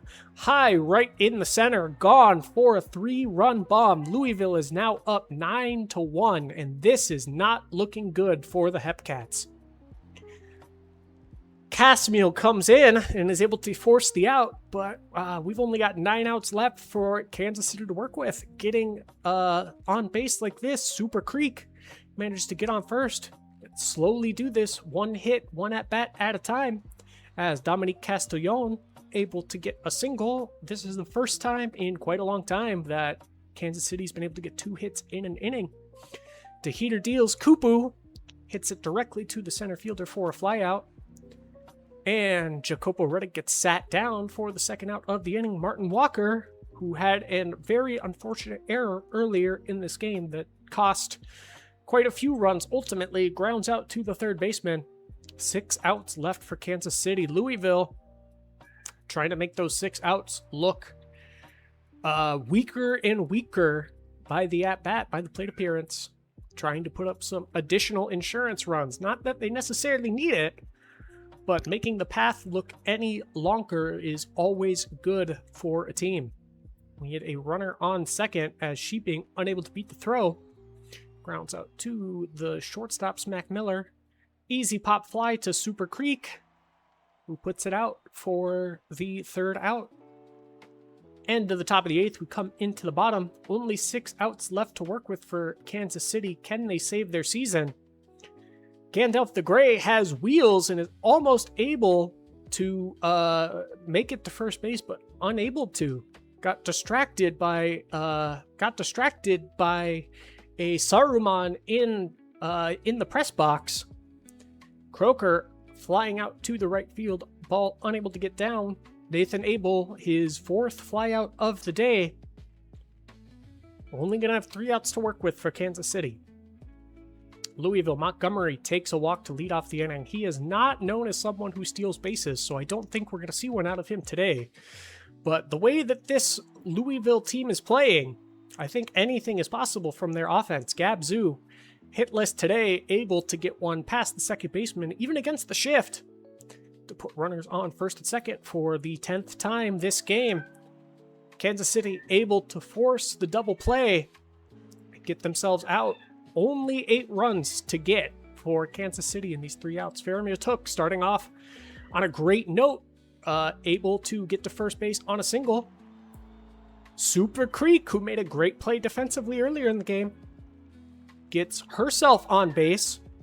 Castellon, we get a little sacrifice hit, unable to advance the runner, but at least the double play wasn't forced. Josh Kupu, Louisville almost closing it out, but unable to convert the double play. There is only 1 out left for Kansas City. Is their season going to survive? And it does. That gets down for Reddick. We've got runners on first and second. Still 1 out left to play with, coming back to the top of the lineup. This is exactly where you want to be if you're the Hepcats. If you're going to mount a comeback, now is the time. Coming to the top of the lineup, Martin Walker walks. As per his name, he is not Martin Hitter. Gandalf the Grey comes up, hits the ball, and it drops and dies to the second baseman. Congratulations, Louisville. You're the second team to advance to the semifinals tonight off of a 9-2 victory over Kansas City on the road, too. So absolutely incredible stuff from the Lemurs. Incredible pitching performance there from Nostradam. Only 1 run allowed, and it wasn't earned. Popo with an absolutely rough outing there with 5 earned. I'm sorry, Po. I saw you in chat earlier.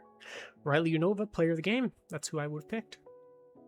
Congratulations to the Lemurs. We will see you tomorrow. And by we, I mean me. I'll see you tomorrow. Doug Love, Series MVP. The back-to-back dream stays alive, Waldo.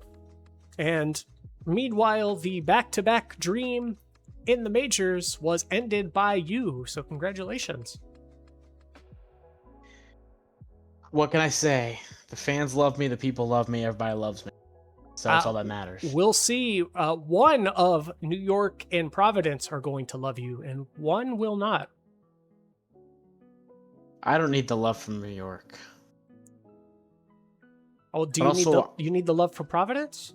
Let me Okay. say. Okay. I also don't care for Providence as a city. The people, the players and the GMs I have fond care for. But the city, you know, is it really something? Do I want to be there? You know? Well, I hear Boise is looking for a team now.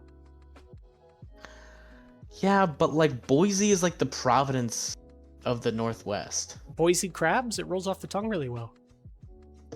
Boise crab sounds like something you catch. Like a disease. I know, it sounds great. New York at Providence, Game 5. I gotta gamble. Hold on. Are you ready, Waldo? I gotta gamble. Hold on. Okay, sorry, I wasn't listening. I had gotten a tag from BBJ, who very rudely interrupted me. Thank you, BBJ. Yes, I do plan on putting out an offline file as soon as the stream ends, so you'll be able to work with that. All right, I've dropped 4,000 on the Voyagers. Who did you bet on last time? The Stars? I didn't. No, I did bet on the Stars. Okay, congratulations to the Voyagers. I didn't bet on the middle of the game that just happened because I was in the closet grabbing something out of there. Congratulations to the Voyagers. You have Waldo's seal of victory. Well, let's not. I just chose them because they had less money on them. Okay, and I wanted to. Let's not get the booth jinx. Hey, we'll see. We'll see if you're good luck right now. Right. Game 5. New York. I'm sorry. This jinxed you. Let's get Providence in New York out on the field. Tied 2-2 series. We're playing in Providence. I hear it gets pretty cold this time of year in Providence. Not much else to do but go to the baseball games. They have a packed out stadium. Krabby Pebbles will get the ground out for the first out of the inning. Another ground too short this time. It'll be completed as well. 2 outs now for New York as we all stand and admire the PNC Park Stadium atmosphere. That ball's a deep to right. It'll get down and off the wall. Will they send him to third? They will. It'll be a triple. What a hit there. It doesn't even matter because a strikeout for Can You Take Me Higher? Now we're over to Providence. Zelwinski leads off for the Crabs. That ball is hit, popped straight up in the air, caught on the second base bag by the shortstop. He was on a 3-0 count and he's swinging. Oh, excuse me. This is another 3-0 count. Wow, back-to-back 3-0 counts. That ball will be grounded to third. They will only get the runner at second. Shouldn't have out at first. What? Why did... Okay. They steal second. I was trying to figure out why the loading screen just happened. Quake will hit that one to left. It will be popped out for the out. Did everyone else see that? Am I going crazy? That's weird. Ball's hit straight to center field. Ball will be caught for an out. 3-1 count here, and that will be below and outside. Ball 4. As Devontae Moore will walk to first base. Compared to running, like Brendan Nimmo. Diego Ramirez will hit that one to left field. Caught for the second out of the inning. Pebbles making easy work so far. Oh, I'm so sorry. I apologize. That is a single to right field. The runner will not get to third. That ball will be straight up to the left fielder, and the run will score. So New York will get a run across. It is 1-0 now. New York has the lead. I remember when I started this, or when the second out happened, I said, "Oh, Krabby Pebbles is getting through this inning pretty well." Yeah, sorry about that. That'll be a strikeout swinging there. That swing was very late. That'll be a fly out to left field for the second out of the inning. Rachel Morimura up to bat now. That ball will be popped straight up in the air. Shortstop will make the play there. Very busy night for the New York shortstop Ramirez. That ball will be hit to the other team's shortstop, and the play will be made. That'll be a strike 3 swinging there. And New York will end the inning. Providence will have 8-9-1 due up. They're reaching for their hit. They had a base runner earlier on a walk. That'll be a strikeout swinging on a pitch low and inside.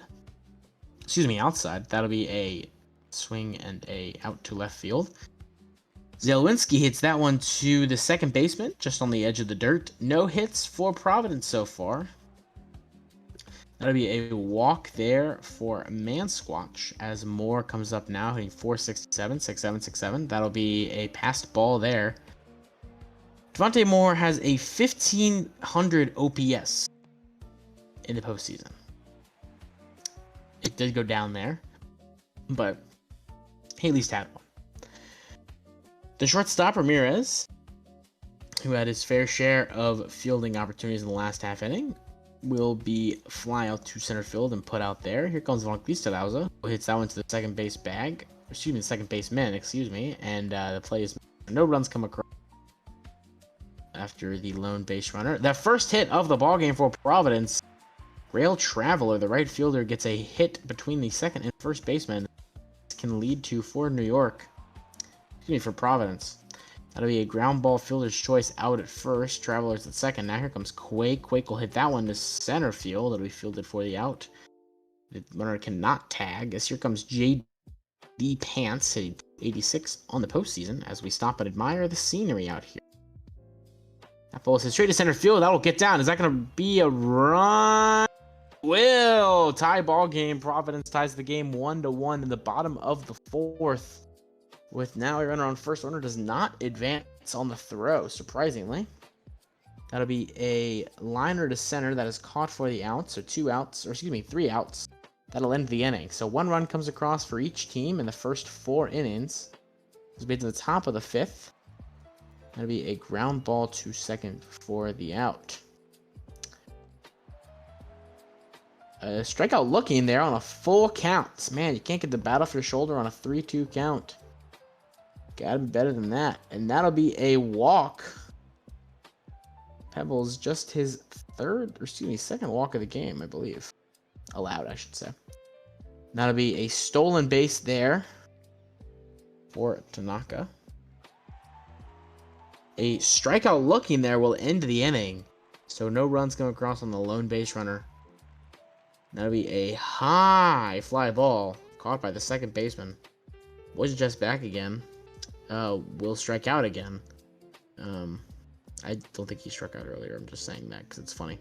Taiga Sejima will strike out there as well. 4-5-6 coming up for New York, and that'll be a hit to the right field side. So top of the sixth begins with a hit for New York. Here comes Mansquatch. That'll be a hit over the second baseman. So we have runners on first and second, no outs for more. Oh, never mind. We have runners on second and third after the passed ball on the 1-2 count.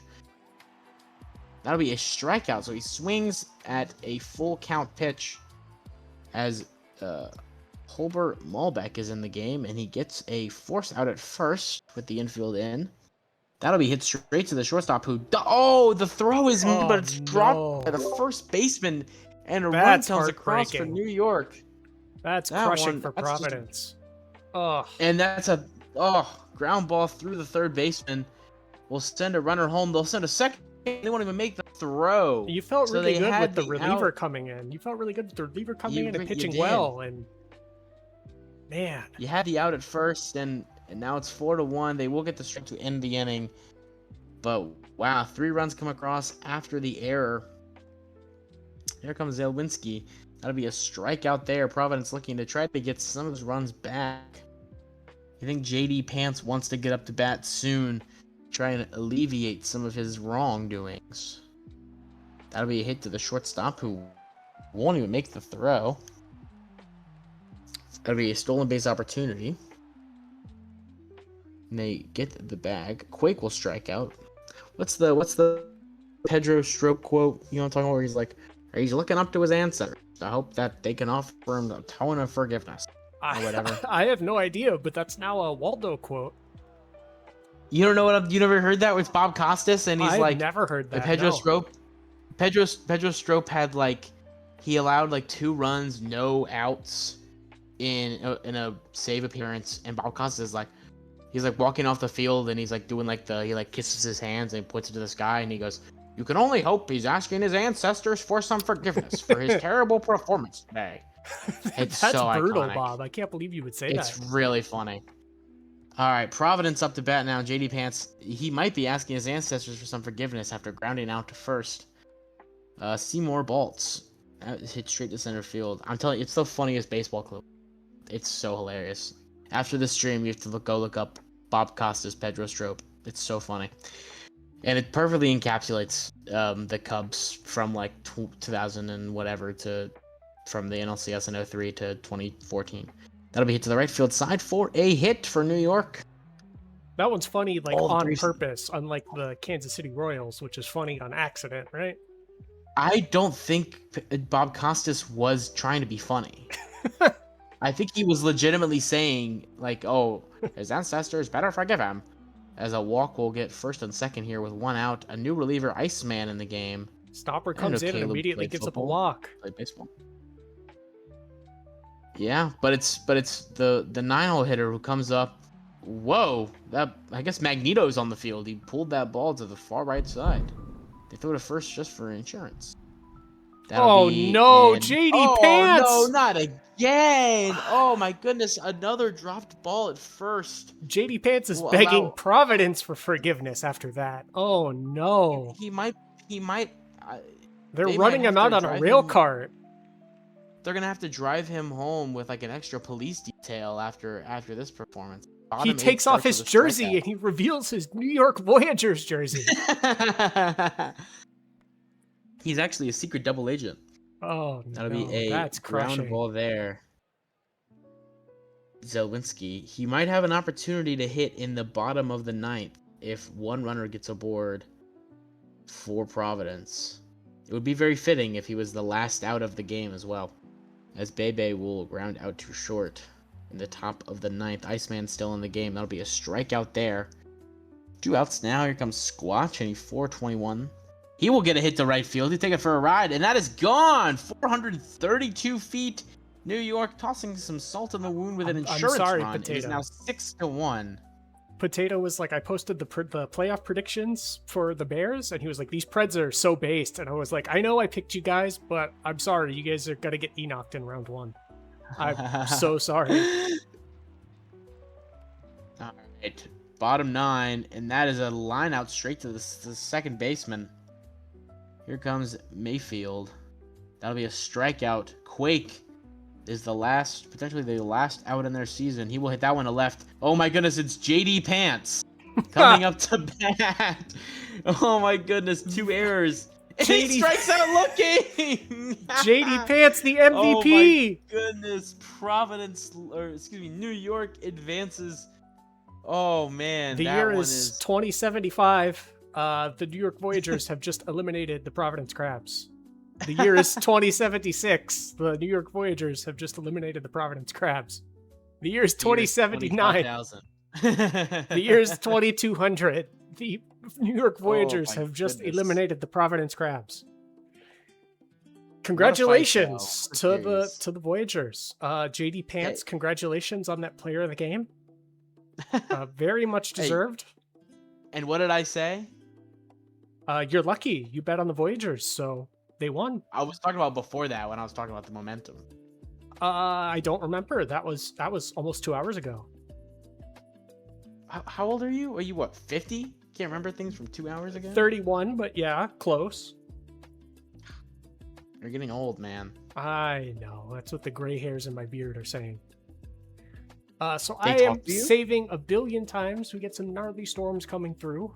So I'm saving a billion times. So at least all of the results we have so far are locked in. Everyone, just apologies in advance if something happens during OBX San Antonio. But we'll do what we can to make sure that there are no issues. I just want to be upfront that we get some gnarly storms here. Last game of the night. Outer Banks San Antonio. Somehow we went to... Somehow almost every series goes to 5. And yet, here's the most important one of the day. Because the winner of this gets home field, I believe, because the Voyagers are the 4 seed. Right? Yeah. So this is the most important series of the night for home field against the New York Voyagers, who have gone to the World Series 4 out of the last 5 seasons. I don't know. Eldorian, who was MVP for the series? I don't know. Let me look. I forgot. You were the guys were the one that I didn't do. Man Squatch. So you, Eldorian, congratulations on being the MVP for the first series. 6 out of 10 valid playoff bets had the Crabs winning. I mean, like, dude, I was so... sorry, not dude. Aria, I was so close to picking the Voyagers for the playoff predictions. I was ready. I had them dialed up and everything. And I knew it was going to happen, but I was like, oh, no, like, I'm a GM. I can't advise my players to go take, like, upset picks. I was like, I have to be smart for them and have them pick chalk. Should have gone with my gut. So you did pick Nashville? I picked Providence over Nashville is what I picked. In the World Series. Okay. Let me double check before we start this game. Keep doubting. No, keep doubting. It's okay. I picked you guys. Yeah, I picked Nashville over Indy, Cancun over NOLA, Nashville over Cancun, and then Providence over Nashville. And I said right here, Providence over Nashville. Stats point towards this happening. But let's be honest. Potato is getting bounced round 1, and it'll be the Voyagers versus Cancun again. Keep doubting us, man. Keep doubting us, for real. I picked you guys. You didn't pick us all the way, so you doubted us. I mean, yeah, that's true. One that's chalk that you advise players to pick, and then the crazy ones. You know, that's a good idea, Ari. I should do that next year. I was so set on picking the Voyagers. I'm actually, like, really mad that I didn't, just because the Crabs have ruined me yet again. Nah, who did I pick in this one? I picked OBX over San Antonio. So will OBX let me down too? We'll find out. I don't even remember who I picked. Last game of the night is the last game of the quarterfinals. Game 5, Outer Banks goes back to San Antonio. Will the Sloths be advancing to take on the Voyagers, or will we have a rematch of last year's conference finals? Innings Eater opens the game up forcing a flyout from Bazooka Slow. 1 out. Speedy McFly Jr., who got multiple hits and multiple steals last game, flies out to the right field. Second out of the day, Eschenbach, player of the game in the last game after that 2-run home run and multiple hits, starts the offense going with a single into right field. Julio Ruiz Jr. picking up where he left off. Hi Ryan, if you're still here. Avoided the sombrero this time. So congratulations, I'm very proud of you, bud. Well, so far. Well, I mean, yeah, I guess. I guess. Let's not speak in absolutes. Has not started his path to a consecutive sombrero as Press Duckley Jr. strikes out, and this OBX pitching staff, 2 strikeouts, definitely picks up where they left off after 14 strikeouts last game. 2 outs, 2 Ks for OBX. 3 outs, 3 Ks for OBX as Sniper King is on an unbelievable tear. This pitching staff is just unbelievable here in these 2 decisive games. Obviously very early here for the deciding game, but the fact that they had to survive last game and threw 14 strikeouts, and they've started this one with 3 already, is obscene. Ghosty strikes out. De La Fuerte pops it up to the left fielder. Easy play. Nothing in the top of the second. Bottom of the second. Turd Ferguson leading off.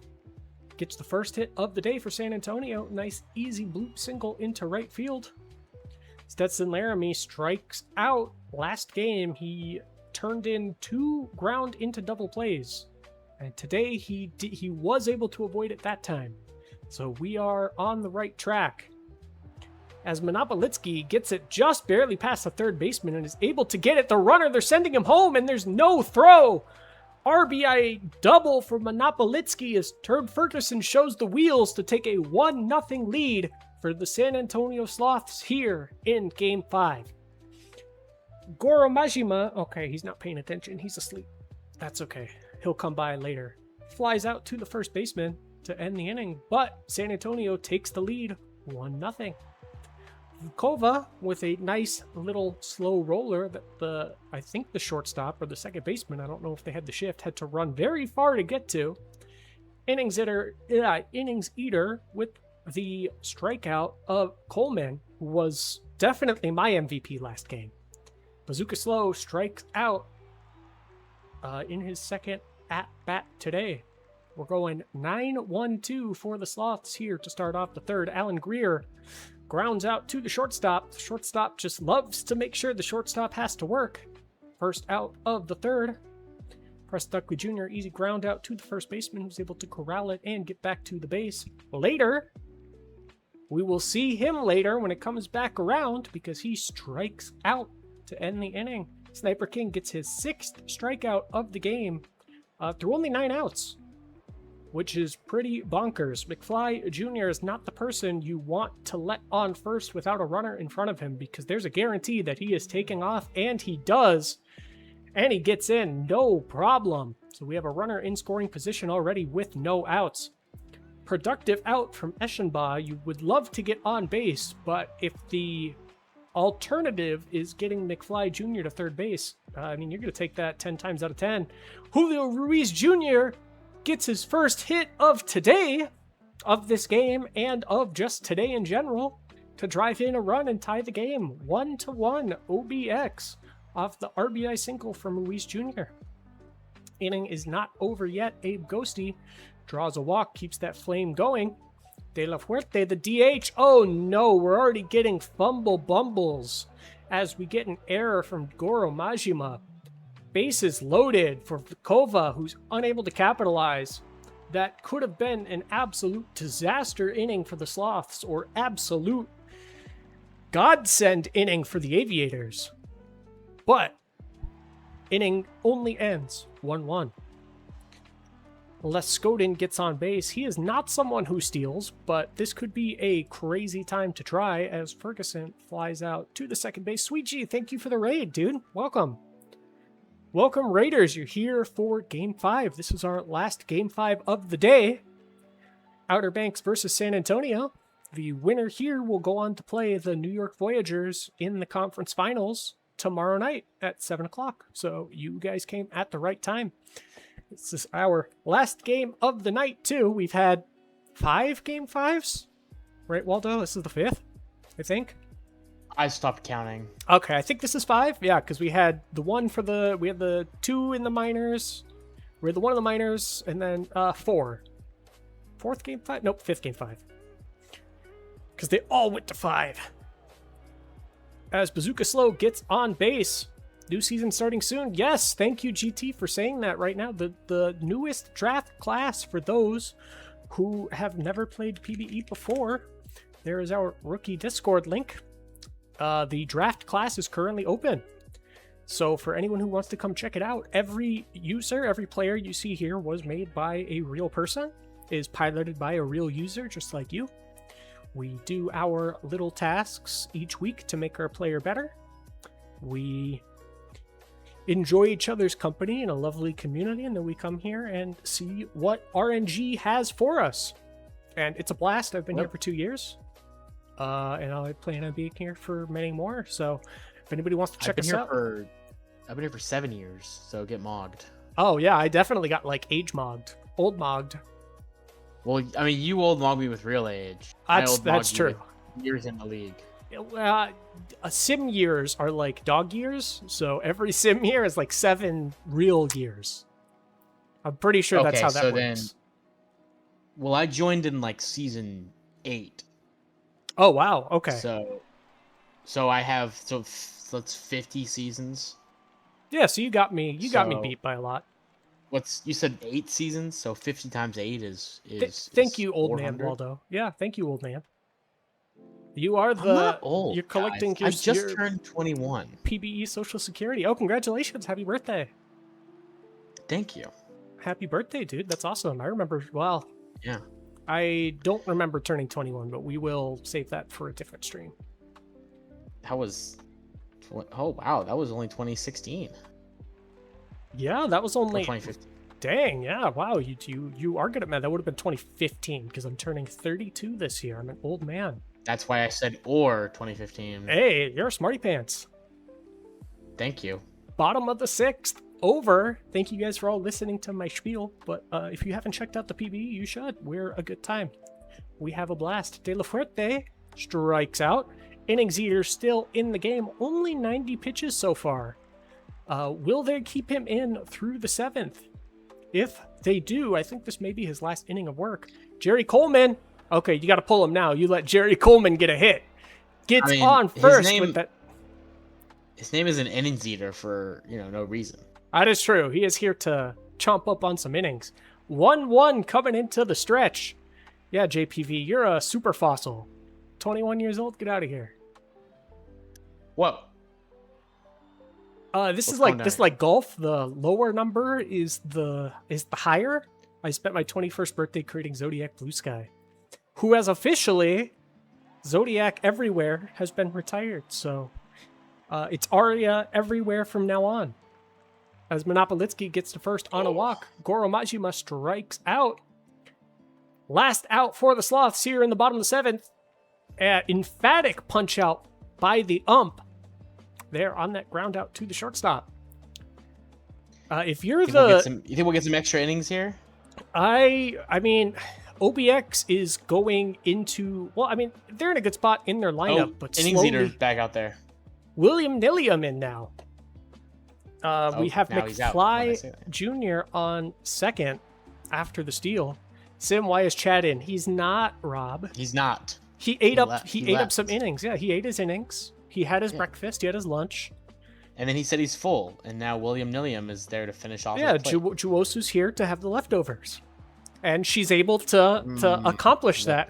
Delicious leftovers. He should never come out. Yeah.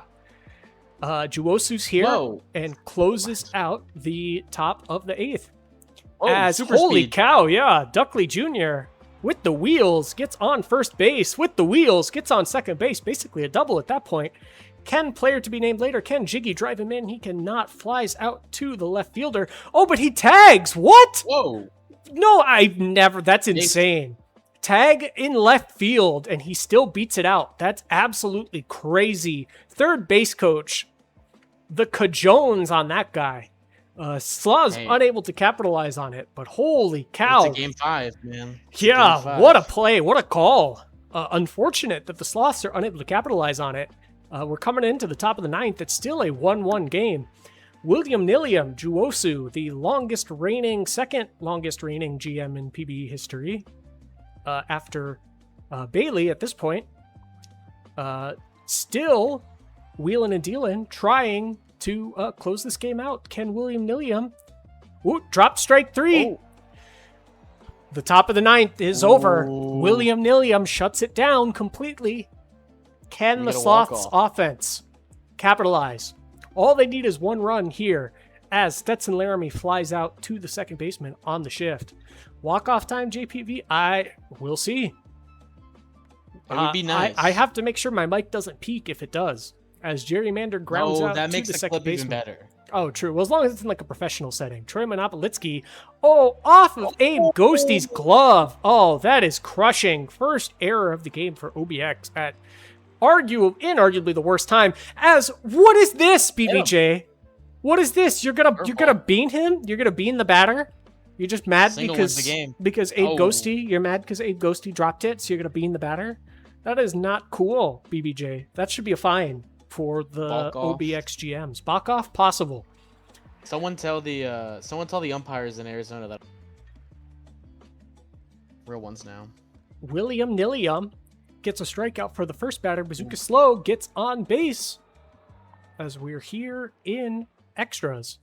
Almost gets the throw out there, but unable to. Slow in scoring position. Nilium chews up McFly Jr. as Eschenbach comes up and flies out to the center fielder. The Sloths have to have a huge advantage here coming back to the top of their lineup as OBX slowly gets closer to the end of theirs. Well, OBX just had the top of their lineup up. Oh, I know, but I'm saying like from here, 9-1-2. even if they stop the Sloths, like the Sloths have to be feeling really good. Player to be named later, Jiggy comes up and hits it into shallow right field for the single. Les Godin, who's batting .412 here in the playoffs. Is he going to be the miracle man? A single can win it here. A single can win it with player to be named later getting on second. And he takes the walk. Walks. What an eye on full count, 3-2 full count. Absolutely crazy to take that and not swing for it. As we get a, wild pitch. Or no, is that... What just happened? I have no idea. I didn't see. He couldn't make the throw. Double steal? Was that a double steal? I think that was a double steal. Bases are loaded. Laramie walked. Mander. Jerry Mander comes up to potentially win the game for the Sloths. hitter. Oh my god! Oh my god! Jerry, oh my god! My mic just peaked so bad. Jerry Mander with the walk-off grand slam! Oh my god! Clip that! Chat, clip that! Somebody in chat, clip that right now! Oh my god! Wow. We will see you tomorrow night, San Antonio. Jerry Mander with the best play all postseason, the best play you can get in any baseball game. The walk-off grand slam home run. Unbelievable. Holy cow. Old man, I am sweating here. Whoo boy. That's crazy. That is unbelievable. Congratulations, San salami. Antonio. Old man Mander making it happen. Grandpa Storm, one of the most loved people in the entire league. Old man does it. Jiggy, please check your heart rate. Jiggy, Rob, both of you, please. Like, take some breaths, because I have to. And I don't even have, like, a say in the matter. I don't even have, like, a stake in this game. Holy cow. What a way to end the quarterfinals. How about that? Les Godin, Series MVP. And since I didn't see it earlier today, Miles Meredith for the Toros. And for the Flamingos, if I can click, Dan Thunder. I can't. I'm shaking, man. That's crazy. I'm sweating up a storm. And like I said, I didn't even have like a stake in that game. I gotta go take my heart pills. If you didn't need them before, Rob, you're definitely gonna need them after this game. Holy. What a game. Yeah, you do not expect them to We had like, a lot of A lot of really good games. We had a lot of fun tonight. So tomorrow, San Antonio comes in as the 2 seed. They'll be having home field advantage against the New York Voyagers. So they will get 4 games against the reigning Legends Conference champions. And we'll be seeing Cancun going on the road to take on Nashville. Then in the minors, during the upload, I'll ask what you guys think about tomorrow. But in the minors, the Florida Flamingos, the 6th seed, will be going on the road to take on the State College Swift Steeds in State College. And the reigning champs will go on the road to take on the reigning runner-ups as we have a World Series rematch between the Louisville Lemurs and the Brew City Bears. But that'll be tomorrow's fun. Today's fun has unfortunately ended, and what a way to end it. Holy, if we had to call like another 2 games after that, I would have to be like, guys, somebody else has to do this. It's funny because I was literally I was gonna say right before that hit, I was like, dude, wouldn't it be crazy if it was, they walk off the last game? That would be perfect. And right as I was about to say that, they hit that. I'm glad it happened in that last game, because if I had to do another couple of games after this, I would not be in a condition to do it. Yeah. Yeah, how do you match that? I do not know.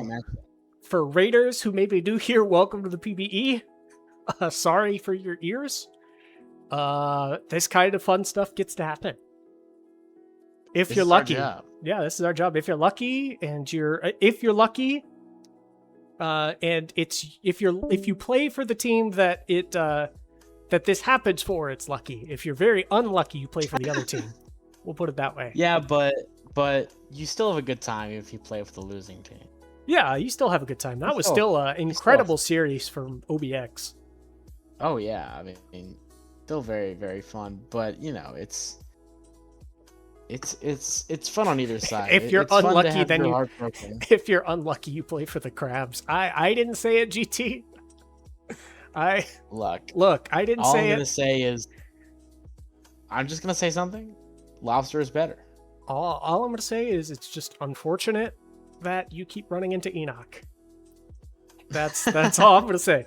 If the Crabs were in the Champions Conference, I don't know. GMs like Twitchy and Zach, I don't know. Those guys can't hold a candle to Enoch, right? I don't think you're allowed to say anything there, Waldo. You may be arrested for tampering if you comment about your GM. I'm going to say this. I would not last in jail. It's true. Me neither. So, in order to keep myself intact, I'm going to steer away from this line of conversation, and instead, I'm just gonna talk about all the great things you get to do in the PBE. My GM needs to get his stuff together. Yeah, BBJ.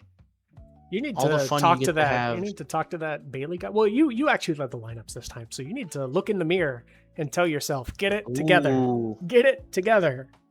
Go to therapy, man. Yeah, BBJ. Go to therapy for not liking. You didn't sound very enthusiastic there, man. Dude, I just blew my voice out. So I don't think I have the ability to be enthusiastic anymore, because I completely shot my voice peaking my mic there. Hey, well, what matters is you peaked your mic, because it's gonna be a really fire. Yeah, it's gonna be a great clip. Thankfully, I didn't have to cough during it. Congratulations to all of Anik lost MVP votes. That's a good question. I don't know who the MVP favorites are in either conference. But I do know there's a relief pitcher named Zachary Vega III who's actually a huge MVP favorite. It's kind of weird. Usually we don't get those. It is weird for Eric Gagne to play in the PBE. It is strange. But don't compare things me happen. to Eric Gagne. Well, look, you're talking about I want someone cool. MVP. He is cool. He wears cool glasses. I want Trevor Hoffman. He won a Cy Young with his cool glasses. Yeah, but Trevor Hoffman had the second coolest interest music. I was say he does come out to a pretty cool song that we can't play for copyright reasons, but it is really cool. Yeah. Well, who's the coolest then? Oh, is it Mo? Yeah, okay. Well, that's fair. Mo 1, Trevor Hoffman 2, and then recency bias be damned, 3 has got to be Mason Miller. Yeah, I think that's probably Stepping accurate. onto corn. I Dude. think that's probably Oh. right. I mean, I'm a sucker for Yohan Duran. I'm a sucker for Feo with the Undertaker gong intro. Yeah. I think it's really but- really sick. Oh. But Mason Miller coming up to corn is pretty awesome. Who- MVP fave has got to be Jet Fuel. I'm sure Ewok, not Evok. Evok is the other one. I'm sure Ewok would be happy to hear that. Well, Evok is the You secretly a vampire? Evok. Eva.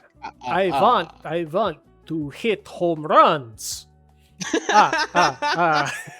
New player name Edward Cullen. 1 run, 2 runs, 3 runs, grand slam. That's Jerry. That's old man Mander coming out of the coffin, resuscitating himself. That one really tickled me. Yeah, that's how Jerry Mander sounds in his 720th season in the league. Man. That one really got me. Yeah, Jerry Mander, who created, I think he was the season after me. So yeah, he's got to be like a super old man now. That one really got me. Oh, man. Manages to take that, yeah. 1 home run, 2 home run, 3 home run, Oh, 4 man. home run. Too many. We only needed 1 in that game. And it came when it counted. Ask the booth, who's y'all's fave to win it all following the completion of the quarters? Well, I picked I guess I picked, I don't know. I picked Providence to win over Nashville. So since Providence has been eliminated, I guess I picked Nashville. Yeah, I guess Nashville. Let's go, Nashville. I think Nashville would be my favorite. Well, they have the stars. They have a incredible right fielder in JP Rainier. They have an incredible starter turned reliever turned starter turned reliever, and the first minor league pitcher to ever win MVP, Shota Takahashi, both of who played for the Brew City Bears. Who else do they have in their bullpen? I don't know. I didn't see him today, so I don't know. Those are the only players that I saw. Well, it's because we were leading by so much that I was like, they told me. You're like, Zach, not worth it. They told me I asked to come into the game and they're like, hey, we don't want you to burn your arm. We need you for the next series. Yeah, Cancun. Like, get ready for Cancun, buddy. Get ready to learn Spanish. I'm ready. I know Spanish. Oh, well, perfect. Well, yeah, perfect. Then so I'm getting ready to throw. Hold on, I gotta Google something. Strike out in Spanish. I don't know if it translates directly. I'm ready to throw mucho. Hold on, let me hear it. Mucho tachado. Your Spanish your Spanish is impeccable. Hold on, Walto. I will have a lot of strikeouts. Tendré mucho. Oh, what the heck? That's not the word I just pronounced. Tendré muchos ponches. Yeah. That's verifiable. Your Spanish is impeccable, Waldo. Yeah, absolutely. Thank you, Gracias. JPV. Nailed it. Yeah, impeccable. So yeah, Nashville, I think, still takes it over Cancun. I think the majors I think the legends just got way more interesting with New York and San Antonio. I didn't pick either of those teams to make it out of the first round, so I'm very sorry to Enoch and Jiggy for disrespecting you. Well, Enoch, Jimbo, Jiggy, and Rob, and all the players there. I'm sorry for disrespecting your teams, but I picked both of you to lose. So I don't know. I would have to go back to the drawing board to see who I think would come out of the legends. I think New York went 7-3 against San Antonio this year. So, given New York just upset the best team in the league, I'll say it's going to be New York, Nashville. I think we're going to get another New York finals appearance. But the third different team to face New York during this run in the finals in the World Series is, I think we're going to get New York, Nashville. We're going to beat them. I will plead the fifth. I invoke my Fifth Amendment rights and politely decline to answer your question. Did you ask Jaden Daniels about that before you did it? Oh, true. I forgot. I don't have that. I don't have the Yep, 5. I there don't you have the go. 5 right anymore. That's right. I'm sorry. Yep. I don't know if it comes down to. I have no idea who I would have between Nashville and New York. I have no idea. If it came down to that, I have no idea. But what about you, Waldo? Who do you have coming out of the champions? I know you are a major Toros fan.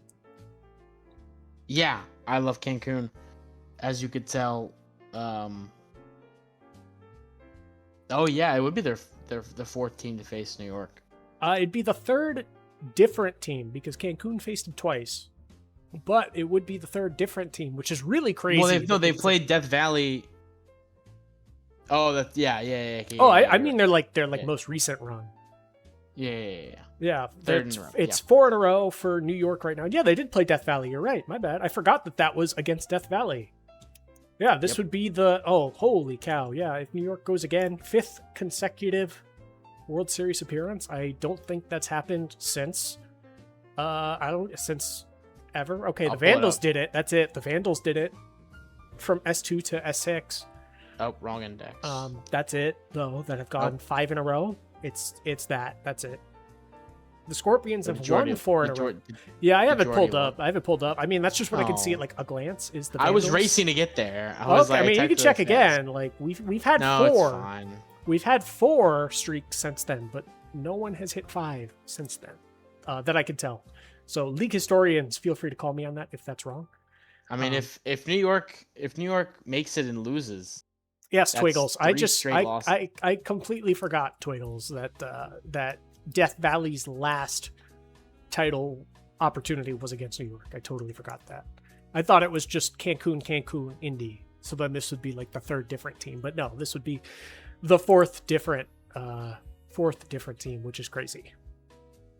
Yeah. Assuming they make it, but Jiggy and Rob are gonna make all of that discussion for naught. There hasn't been a postseason series, or excuse me, a World Series without New York, Death Valley, or Vancouver since 2068. In quite a long time, yeah. Who won that year? Ha ha ha! What can I say? Hey, baby, what can I say? Who won that year? Yeah, the Nashville Stars. That's right. That was the year that. Well, it's been long enough. It's been what's the statute of limitations on like borking the whole league? It's 10 seasons, right? I have no idea. Well, we'll just assume it's 10 seasons. I don't know what you're talking about. I'm not gonna lie to you. Okay, well, that was the year that I borked the league and screwed up Zach's World Series lineups, and they still won. That would be that. Yeah, I will say if you only include New York and Death Valley, then going back to 2069, only one World Series doesn't include New York or Death Valley. That's bananas.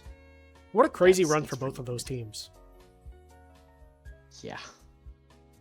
Oh no, excuse me, 2068. Because New York was in 2069. So 2068, Death Valley or New York was in every single World Series except for one, and that was Seattle's 2070. That was a nice little break from the Death Valley reign of terror. Yeah, but Vancouver was still there then. That's true. Well, I just mean that that was a nice little one season break for the Champions. Was that Conference. Seattle's first? That was their first championship. It was their first in a long time. It would have been their second in team history. I don't. Yeah, you can just scroll up there, bud. Yeah. 2048. Oh, I missed it because it was right next to a loss. Dun dun dun dun. Yes, they beat the Providence Crabs. Yeah, in 2048. But once they again, in a bunch. After today, have once again gone home empty-handed, which is unfortunate. But we can be excited about tomorrow's games. So New York, San Antonio for the Legends. Nashville, Cancun for the Champions. Louisville, Brew City. And State College, Florida for your Minors World Series. So join us again tomorrow night at, I believe, 7 p.m. Eastern. Let me double check really quick before signing off. 7 Pretty sure p.m. it's 7. Yep, 7 p.m. with AJ and Pifferfish. And not Waldo. He came to join us tonight instead. Thank you for being here, Waldo. It's been really fun having you here. I really appreciate it. You know, I really do enjoy the playoffs. I think it's the most fun you have in a sim chair. You know, so much chaos happens and people love to tune in. So I think it's the most fun you can have watching too, especially when we talk about when we're counting up our best hot fries power rankings. Yeah, that little time you get when you get the booth interaction with the chat in between like games when you have that little time. I think that's some of the best time on stream because it's, you know, community interaction. I really do enjoy. It wouldn't be great if we didn't have such a good community, right? I know, it's such a lovely community here. And anyone who hasn't joined yet, feel free to sign up. Please follow our Bang Rookie or Bang PBE link. And come check us out today. Who is online right now from the OOTP community? I don't know, does anybody have like Twitch proper pulled up? I have it on my phone. But I don't know who we're like aligned with or whatever. Let's see. Head of the Park 27. I don't know who that may have. There's 2 channels live and we're one of them. Oh, well. Benny Cage is the other one. Are they an affiliate? I have no idea. I don't think so. They have 13 viewers, so okay. it's 2. Well, unfortunately, yes, I do not feel like I don't want to send us to a non-affiliate channel. So I think we are just going to call it tonight.